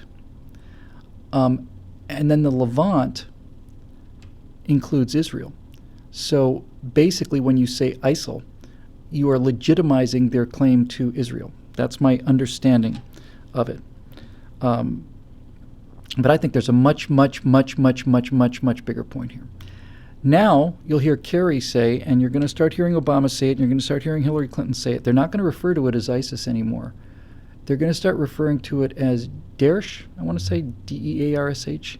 It's the acronym for ISIS in Arabic. And they'll tell you that the reason they want to call it Daesh, and somebody's going to correct me if it's not right, is because it's actually it's actually more of a slur. It demeans them. It's a little demeaning. I don't think that's why Barack Obama and the rest of this administration want to call it Daesh at all. I think they want to call it Daesh for the same reason that the socialists want to call Nazis Nazis, because if you call them Nazis, then they're bad. But if you call them the National Socialist German Workers' Party, which is what Nazi means, then people start asking some interesting questions. Like, these horrible, worst people in the history of the world are Socialist Workers' Party? The reason I think that Obama and Kerry are going to try to start talking about Daesh instead of ISIS or ISIL is because ISIS stands for Islamic State. You can occasionally, as I said on one of these afterburners, and ViperCheck says it's ISIL and not ISIS, and I'll try to do that from now on because nobody knows better than he does. But basically, if they call it ISIL, then we know that means Islamic State. Even the BBC is calling it Islamic State, IS. They're calling it Islamic State. Problem there for Barack Obama is if it turns out that these terrorists and these murderers, and every time you open your mouth you say the word Islamic, that's a problem for him. So he wants to call it Daesh because you don't have to say Islam if you say Daesh. I firmly believe that's the reason. Firmly believe that's the reason, Daesh. Because now we don't have to say Islamic State, right? It's just like, oh, they're extremists. I watched the CNN thing, like I said, gunmen, extremists. I want to put a little meme together. I'm just going to see if I can do it when I can find some time. I'm gonna do a little series of panels, and I want to do one of the Germans invading Poland, and I wanted to say extremists invade Poland, and then below that, I want to have people being executed in a ditch, and then below that, I wanted to say gunmen executing innocent civilians, and then I want to say a picture of Nazis at the death camp, and below that, I wanted to say something like extremists have hijacked. It's pronounced dash. Thanks, guys.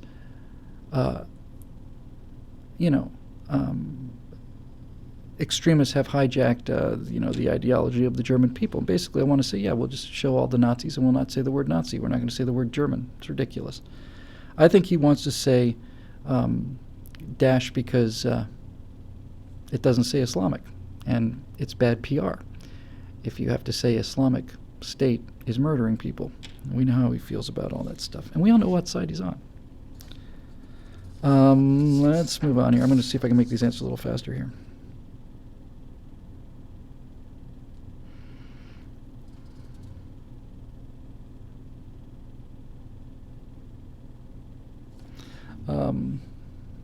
Covered some of these. I'm sorry for the dead air. I'm just trying to find the ones that I haven't covered the ground here yet.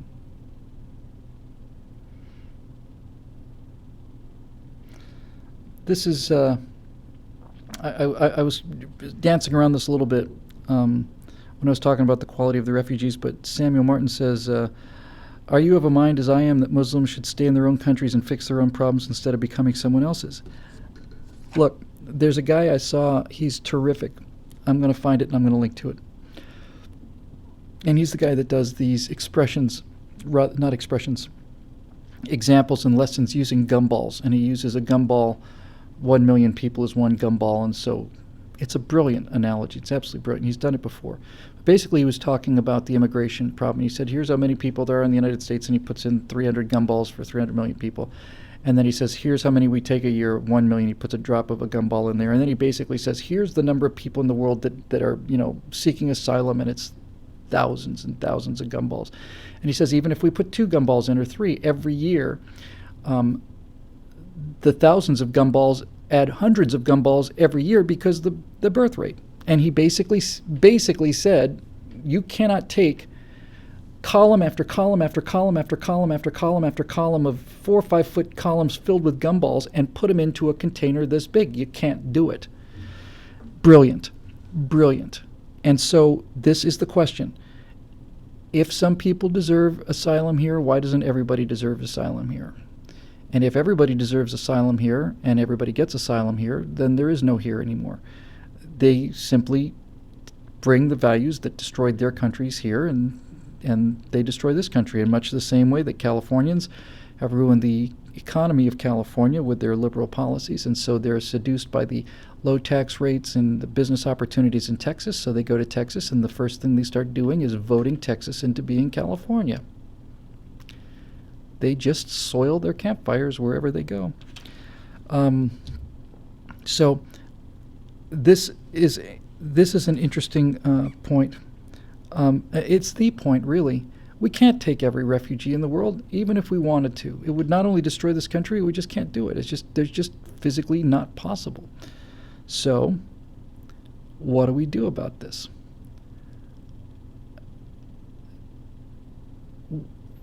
We have created a paradise on earth because for almost 250 years now, we have done the hard things all the time. We get up and we go to work. We've built the greatest economy in the history of the world. We pay for the most powerful and amazing military in the history of the world. And we genuinely, we don't have to put bumper stickers out there, we genuinely tolerate each other. One of the things I miss most, actually, is, during World War II, these stories were true, you see them in the movies.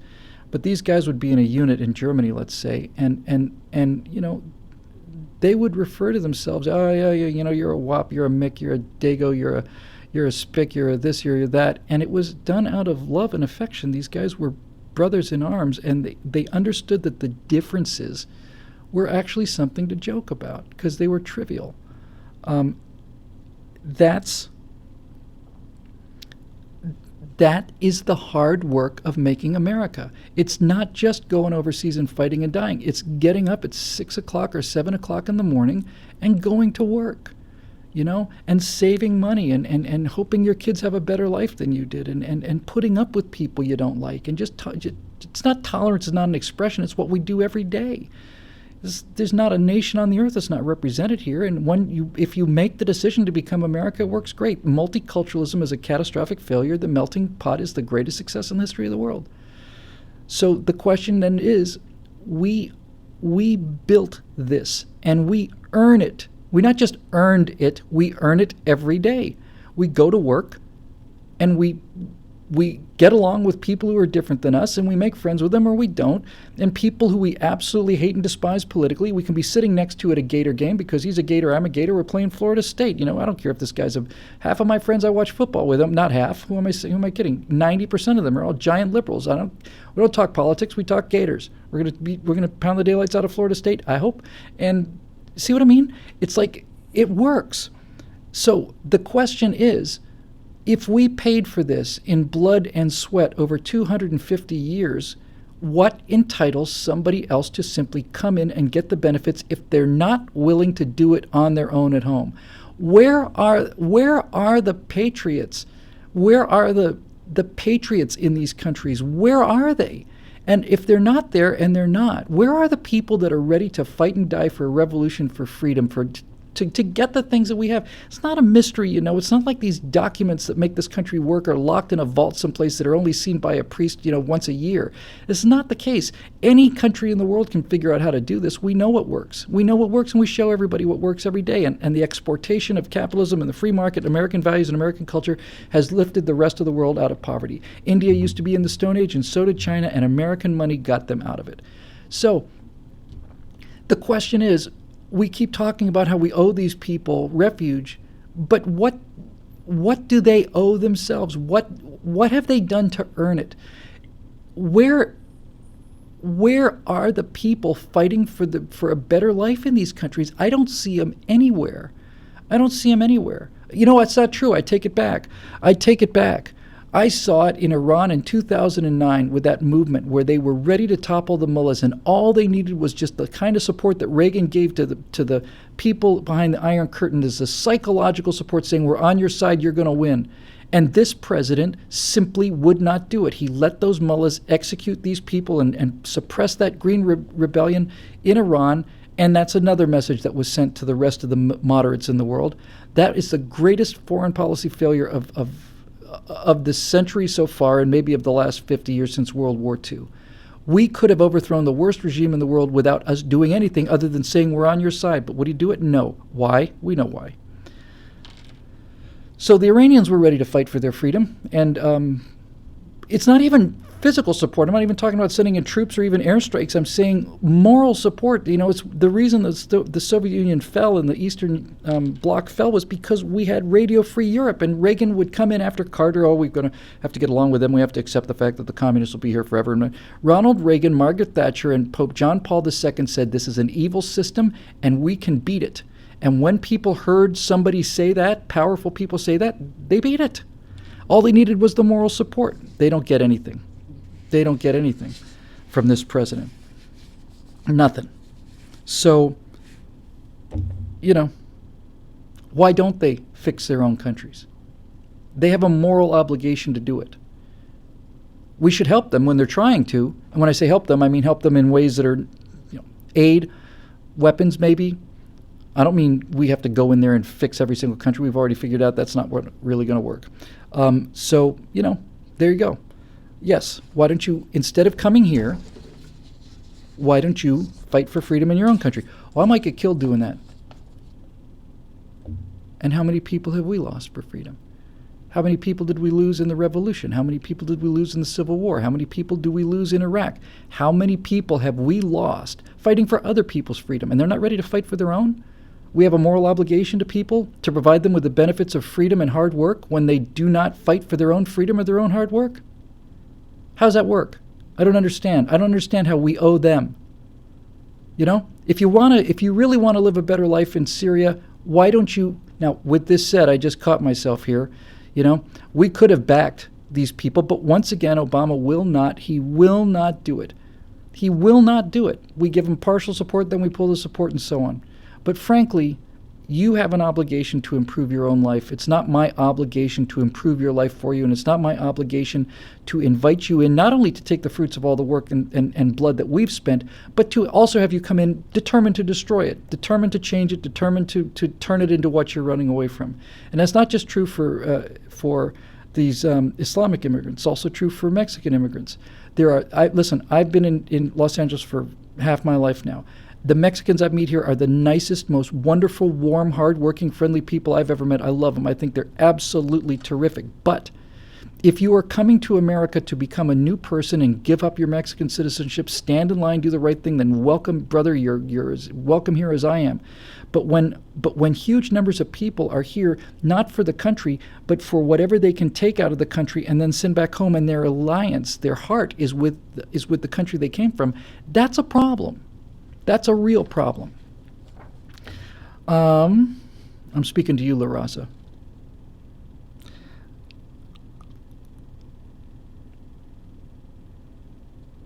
All right, Jonathan K. says, if a Muslim is bound first and above everything else to seeking a divinely mandated Sharia system over any man-made system, do you think it was a grave oversight for the founders not to include a religious test for president in the Constitution? Perhaps not Islam specifically, but couldn't any similar circularly reasoning ideologically have been anticipated? I disagree with you here, Jonathan. The First Amendment is all the protection we need, and the Constitution, one of the reasons why I revere the Constitution religiously, is because I've never seen it wrong. I've seen it disregarded, and I've seen terrible consequences of that, and I've seen it mucked up with things like the 17th Amendment and the 16th Amendment. But the Constitution is written, and the Bill of Rights it's perfect. I've yet to find a flaw in it. So in answer to your question, if a Muslim is seeking Sharia in this country, as we said earlier, he has a right to call for it, but he doesn't have the right to implement it. He doesn't have the right to just make it happen. He can call for it all he wants to. He's got the same right of free speech as Nazis or Westboro Baptist Church or any other repulsive degenerates out there.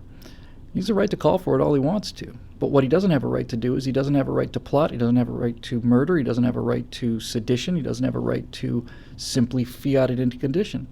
As I said earlier, he's got a legal way to do it, and the legal way to do it is to repeal the First Amendment, but you can't repeal any of the Bill of Rights because they're not repealable. The rights are not given to us by the Constitution. They're protected rights that we were born with that protects us against the government from taking them away from us. So, yeah. I think, see, this is the point we got to be careful on, right?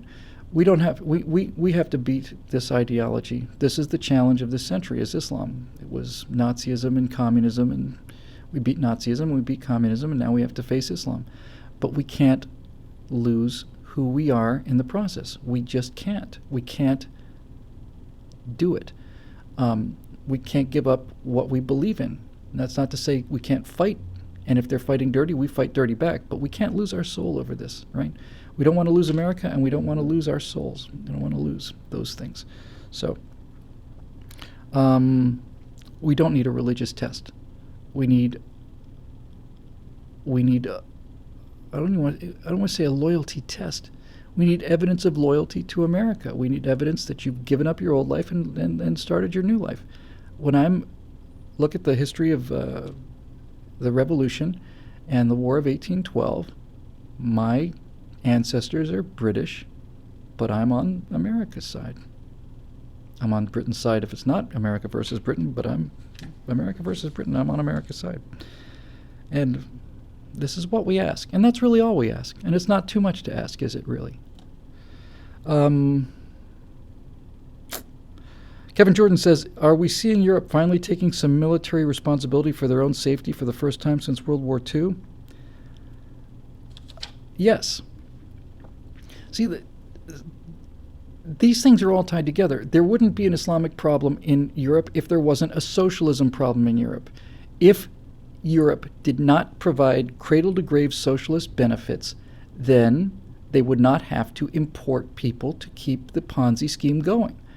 the reason that they have this internal cancer of radicalism and terrorism is because their socialist worldview requires more people at the bottom of the pyramid than the top. And so not only did they bring in immigrants, they brought in immigrants who are having 7, 8, 9 kids, and some of these guys have 4 wives, so they have 20 kids.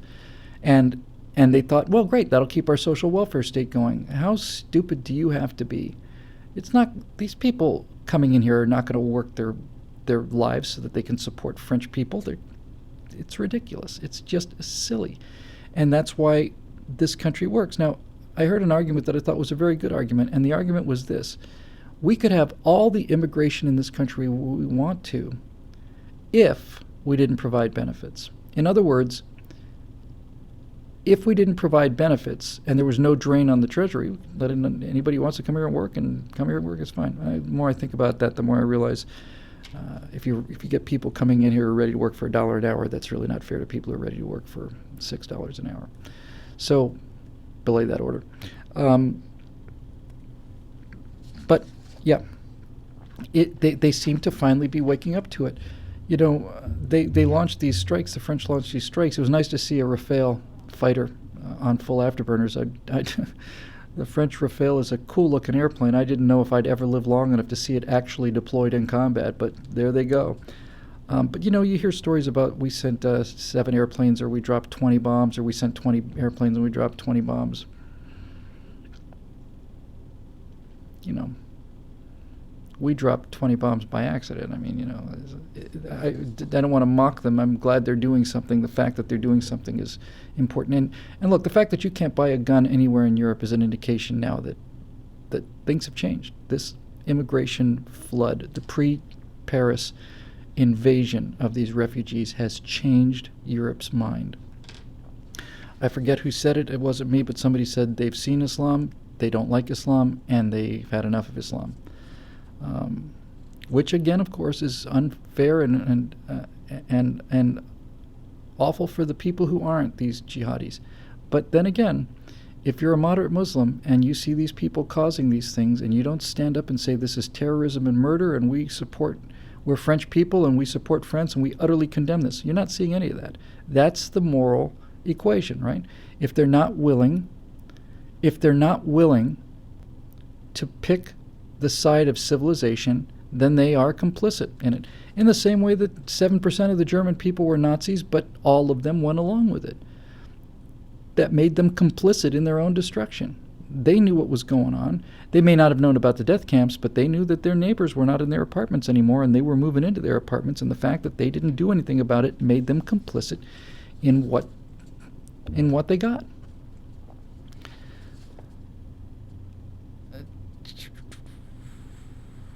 Okay, this one's a little complex, but it's a good point. David Holy, I don't think I've heard it from before. Hey, David, how are you? I'm a 44-year-old committed MGTOW, men going their own way, bachelor, and a recent convert to minimalism. I'm determined to stay that way and live a life of low expenses, low stress, and few commitments. However, I hear these 7th century savages proclaiming how they're going to outbreed us, and the statistics seem to be pointing in their favor. Despite this, I still have no plans on either marrying or having children.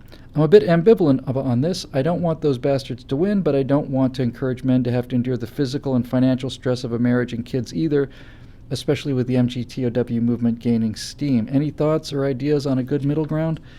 When I heard that smug guy talking about how, if you have 4 wives and, you might have a chance against us, and then another smug guy whose face was blocked out saying, hey, I have 4 wives. I have 22 kids. You have maybe 2 kids. It's over. We both know it's over. Why are we even having the discussion? They're right. Now, it's a little different here than it is over there. As I said just a few moments ago, in a socialist welfare state, which we are rapidly heading towards, you have to have an increasing number of people at the bottom of the pyramid. It's like any other Ponzi scheme. They had to import people. They couldn't find people who were sympathetic to what they believed in because it's all of Europe. The Germans couldn't import French people, even though they've been at war. They share the same cultural background, they couldn't do it because there weren't enough of them. So they had to import people from someplace, and they imported them from North Africa and the Middle East and so on. And the reason they did it was because they needed it for their social state, for their social welfare state. I talked about this earlier. I'm not going to get back into this. But the reason they had to do that was because their birth rate is so low. Their birth rate in socialist countries is well below replacement rate. That means that in 50 years, there's going to be half as many Greeks as there are now. And 50 years after, it's like a half-life. If you're not replacing yourself and your population gets smaller and smaller and smaller, you're done.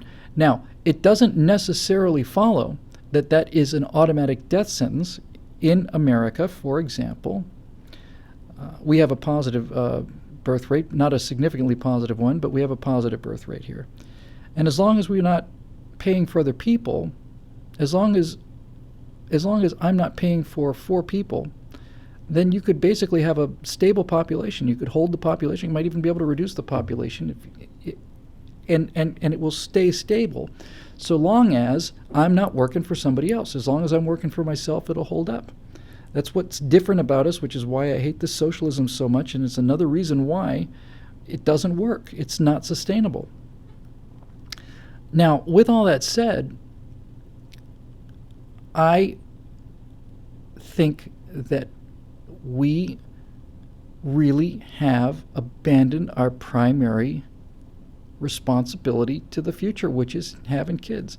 And listen, I don't mean to open up this can of worms, but I feel enormous, perpetual guilt about this myself. I mean, it is a extreme burden on me. My life is just very odd. I was a wandering minstrel for 40 years of my life. I didn't get my act together until I was 45 years old. And it is incredibly painful to me to think that I am an evolutionary dead end when I think about what my ancestors went through in order to get me here. We followed our genealogy. My cousin Jack did it, and he walked us back to about 1726. And every one of my paternal ancestors had 11 kids, 9 kids, 3 or 4 of them died in birth. And I'm watching my line. I'm watching it come down, and literally it went from 11 kids for my great grandfather, 7 kids for my grandfather, 4 kids for my father, and the 4 siblings. Our 4 siblings together have 2 kids. And I don't like it, and I'd like to do something about it. I mean, I really would. I don't particularly like this single life, and it's not just a question of an obligation. I think I'd be a great dad, and I think we have an obligation to do it.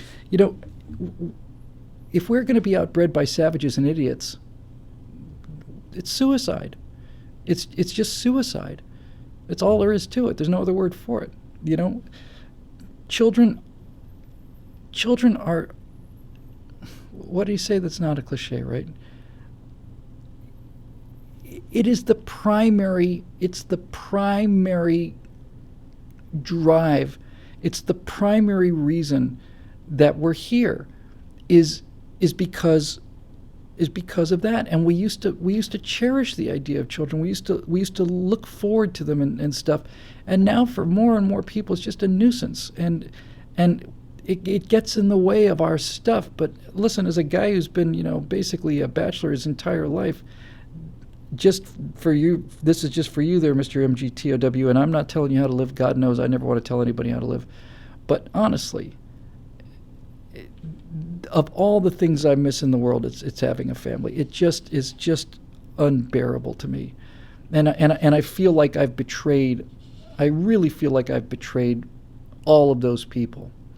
And, I mean, you got the Charlie Chaplin example. I'm not dead yet, I guess. But it causes me enormous pain. And in this town, it's not exact. We talked about this last time. I'm not going to get into the old dating situation in LA. So the question is, do we have an obligation? And obligation is not the word. See, obligation makes it sound like an obligation. What happened to the to the joy of it. What really, what happened to the life force? I really think it's it's the prosperity. It's just too comfortable. It's just, it's kind of a drag. Yeah, having kids would be, it'd be nice, I guess, but I kind of like to sleep late, and I wouldn't be, I don't know. But a society that, and the Muslims say this all the time, and they've got a point. They've got a point. They really do. When they say to Westerners, you've lost your will to live, it's obvious. You don't have kids. You don't think about the future. All you think about yourselves. It's a death wish, and we'll help you along. They're right. They're right. And this is the problem, right? If we were having 4 kids, 5 kids, 6 kids the way we would just a generation ago, we wouldn't have this problem. We wouldn't have an immigration problem. We wouldn't have a cultural problem. If Europe was doing it, they wouldn't have to have imported all these people and this internal cancer that is not going to be cleaned out unless there is an enormous amount of blood. And I don't think, frankly, Europe has it in it. I don't think they'll fight. I think they'll submit. We're a little different here. I hope we are. But the reason I took the question, and again, David, I don't want to come down on you, man. I'm 12 years further down the road you're on, but I'm damn tired of it. And it's not just a question of me personally being tired of it. I am,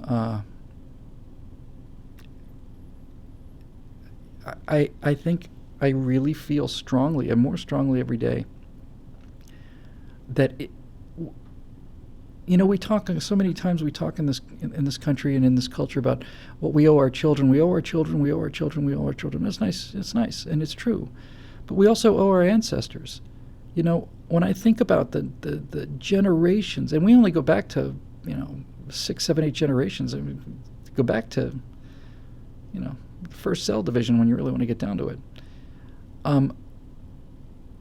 When you think about the sacrifices that my I don't want to say ancestors, even just my great-great-grandparents made. The sacrifices. They're working in coal mines. They're cotton carters. They're doing this all day with two flat pieces of wood and wire things. They're straightening out cotton, and they're doing it 10 hours a day, 6 days a week. And they're living in freezing conditions in factories and mills in Lancashire and Wigham and all of that just for their kids. And and prior to that, they were coal miners, and then they were plumbers, and and then they were. Then my grandfather was a bleeding edge technology guy. He hung telephone wires, and my father was a hotel manager, and here I am, an internet pundit, voice of a generation. And the more prosperous we get, and the more successful we get, the more intelligent we get, the more sympathetic we get, the better parents we would be, the fewer kids we have. I can't say the better parents we would be. My grandparents and great-grandparents, I've told this story before. I'm just going to add it because it's a great story. Everybody's heard the expression, you don't want to throw the baby out with the bathwater. This is connecting to my personal history of white privilege. Not many people know where that story came from. But here's where it came from. And this happened to my direct ancestors who were coal miners in Britain. Without hot running water, people would take a bath probably once a week in an iron bathtub. And you had these harsh lye soaps, but in order to get clean, because you've got a week of coal grime on you. So the water had to be hot, and that meant that the water had to be heated over a wooden stove and had to be poured into this iron thing, and it took a hell of a long time. It's not something you just go and do and turn on the tap. It was a big deal. It was a major event, taking a bath once a week. And so, who went first? Well, Dad had to go first, because Dad has got coal dust in every pore of his body. He has to go first while the water's hot, because he's got to get this out of him. So Dad gets in the bathtub, and he takes a bath, and he washes off, and all of this coal and all of this soot and grime and sweat goes into the bathtub.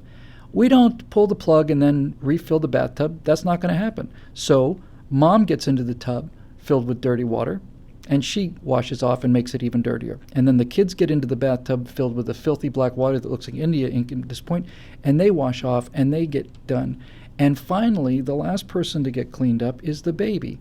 And the reason you would say don't throw the baby out with the bathwater is because the bathwater was opaque black.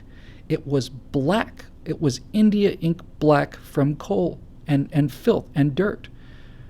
You wouldn't throw the baby out with the bathwater because the baby's going to disappear in the bathwater. It's not clear water anymore. As the baby's disappeared into this sea of India ink, and you don't want to throw the baby out with the bathwater because the baby could be disappearing under the surface of this thing and you never know it. That's where the expression comes from. And when I think about the number of people, the generations of my personal ancestors that went through that kind of life in order to get me here, and you know, this is something no one ever thinks about. But everybody who's alive today is descended from the first cell division in the primordial oceans of the earth. I mean, think about it. You don't just go back to Lancashire. You don't just go back to Homo sapiens. You go back to the beginning. You follow this tree of people that were your ancestors, and you go all the way back to, you know, these fish coming out of the water, and it's a freaking miracle. It's a miracle, and here you are, and it's going to stop here. It's disgraceful. It just drives me nuts. You wouldn't think it'd be this hard. Anyway, 2 to go. I can't believe we got through all these, and we're not even at 2 hours yet. David Proctor says, another very left-wing friend of mine says that all the opposition she sees to allowing refugees in the U.S. seems to come from fear, not caution. I've tried explaining that I lock my doors not out of fear, but because I know it only takes one invader in my home to jeopardize everyone under my roof. How can we start getting the conservative story through the left-wing echo chamber? I said earlier, you know, that I'm going to say some things that some people might have some problems with. We are finding that these people are being vetted pretty well. I think this business about not letting them in because they're terrorists is not the issue. If it turns out that the governors do not have the constitutional authority to do this, then I have a problem with that too. Although God knows the liberals are saying, well, you don't understand, it's not up to the governors, it's up to the federal government. These people are awful quiet when it comes time for mayors to talk about sanctuary cities in direct contravention of federal law. I think a governor has a right to protect his state.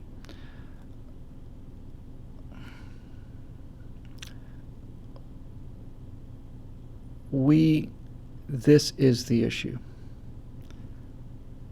This is the issue. If they're refugees, then when do they go home?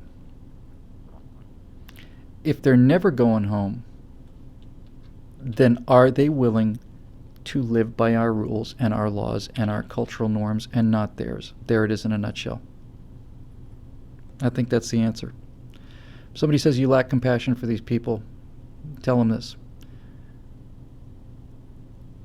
The people we're talking about are not people who stood in line for years, filled out forms, spent a fortune, and dedicated their lives to come to America to live here as citizens under our own laws.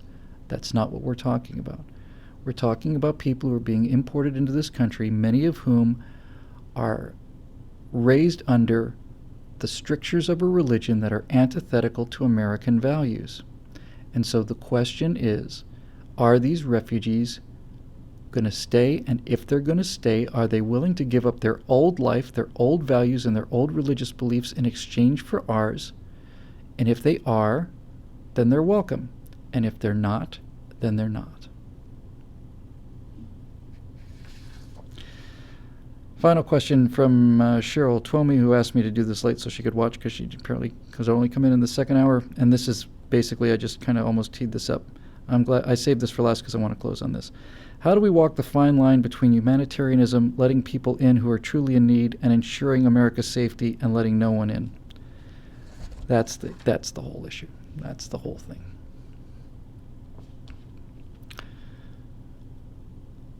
I'm going to do an afterburner on Friday, and I'm going to call it a failure of intelligence. And here's the thrust of it.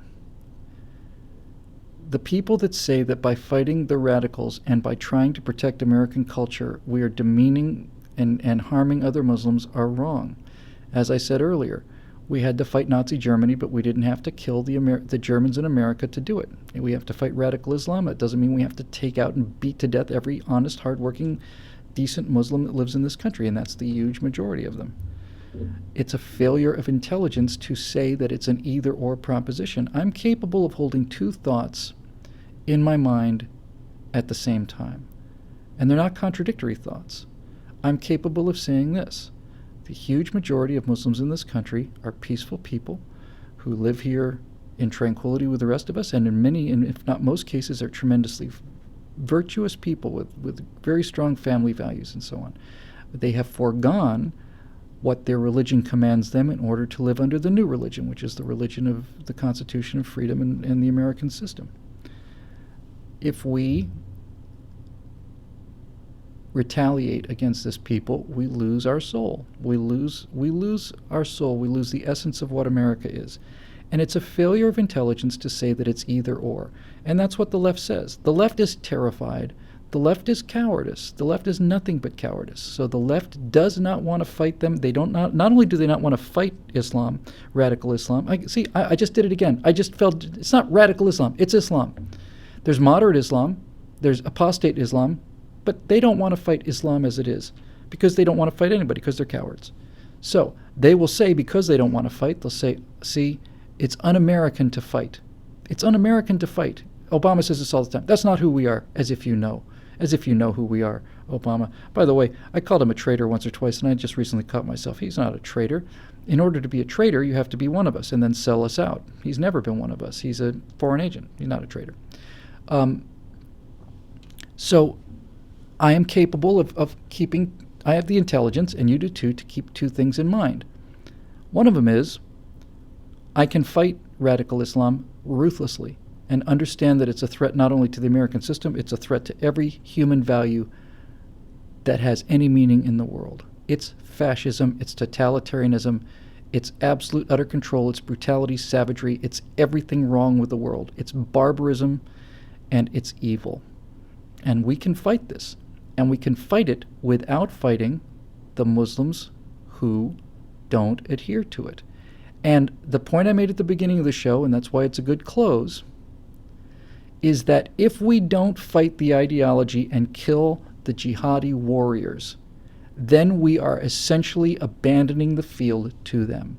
If we're not ready to fight for this civilization, if we're not ready to defend these values with our lives and fight for them, then they will conclude correctly that the future belongs to those who do not insult the Prophet of Islam. So we can go over there and bomb them to smithereens, and if we have to put troops on the ground after an attack on this country, I don't think we do it before, but if they do something like that and we have to go send guys over there to die to get every last one of them, that's why we have warriors. They go over there, they kill them, and they come home. And then if they start uprising again, we just mow the lawn and we just keep hitting them until they decide to give up. But we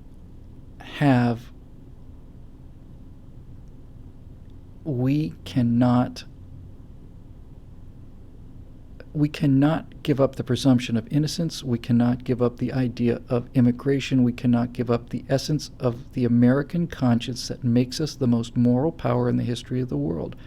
We cannot give that up. We can do both at the same time. This is what the left is saying. As I said, they're cowards. So they're saying, if you fight them, we lose our soul. No.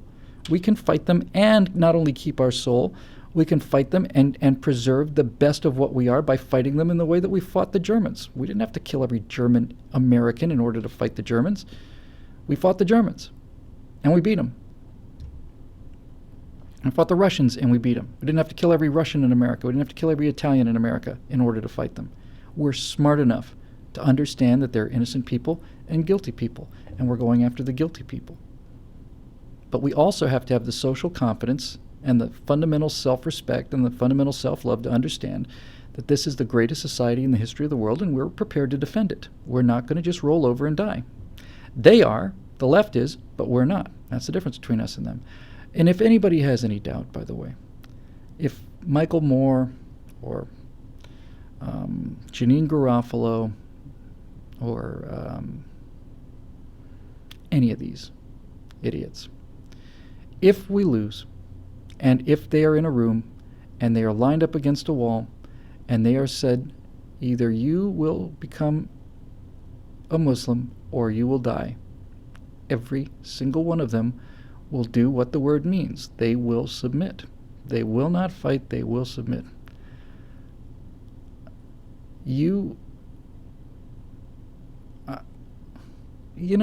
Life has been good to me. There are a lot worse ways to go than in a gunfight defending this country. I don't think it's going to come to that. I sure hope it doesn't. But I think that these guys, these terrorists, these jihadis who are convinced that the West is dead and has a death wish, I think if they try that stuff here, they're going to be in for a bit of a surprise. I think the old girl's got a little life in her yet, I actually think that if they try to pull this off, the problem is going to be that there's going to be so many of us out there with our weapons that most of us are not even going to have a chance to reload. And so when people ask me, why do you need a gun and why do you have the Second Amendment? I say, well, to protect ourselves against the government, to protect myself against crime, but also so that I don't have to sit across from an open door and watch people gunned down in cold blood by murderers and not be able to do anything about it. Maybe I could write a sternly worded letter and fold it into a paper airplane and mail it down to them and tell them there's a new hashtag. Maybe that'd stop them. I think that'll do it. Hey, look at that, 2 hours, 5 minutes. Well, I think this has been one of the more substantial shows that we've done for a while. We sure had a lot of questions and a lot of terrific questions. I really appreciate the chance to hash this out. These questions are so profound. They give me a chance to explore some of these things and to make some sense out of them. I will close with the same commercial that I closed with in the beginning. If any of this makes sense to you and you think that this is a way to help win this battle, I need your help. I need the financial help. If you want to become a member, you go to BillWhittle.com and hit the Become a Member button. And we're going to also set up like a one-time donation thing for those of you that don't like the idea of membership. So, hate to be the guy who's going to tell you this, but we're going to have to start pushing this really hard because it's not about me and it's not about me. And it's not about this office. Somebody who understands this has to get this message out to the American people in a way that's palatable. And if you're watching this on YouTube or whatever and you can help, we could sure use it. It's BillWhittle.com, and there's a little Become a Member button up there. And I'm afraid I'm going to have to be leaning on this hard now because I can't bear to be out of this fight. I can't bear it. I can't stand it. I can't live with myself. And I do not have the means to do this on my own. So any help you could give us would be deeply appreciated. Again, for those of you who are members, bless your heart. I know sometimes my deliverables are behind. We outran our questions on time over target. We've got a bunch of new ones, so we've got about 100 of those. And we're going to be adding this Nexus report, I think, within the next week or two. And we're going to be bringing back the firewalls, but we need the means to promote them and get this message out there. So that's it. Thank you. Great show. Really great questions. I learned so much from you fine people. And you be safe out there. I know it's despairing. I know it's awful. I know it's enough to make you want to just give up, but that's what they want. And we've beaten everybody so far. We've beaten we've beaten people that have been into outer space. You know, we beat the Russians. We beat the Germans. We beat the Japanese. We beat the Confederacy. I think we can beat these 7th century savages. I don't think it would take much trouble. Just needs the will. So thanks again for everything. And that's the end of episode 107. And we will see you soon. Thanks again for the support. Hang in there. This country's worth saving, and we're going to do it too. We're going to whip these bastards out of their boots. All right. Thanks for joining us. We'll see you next time. Bye.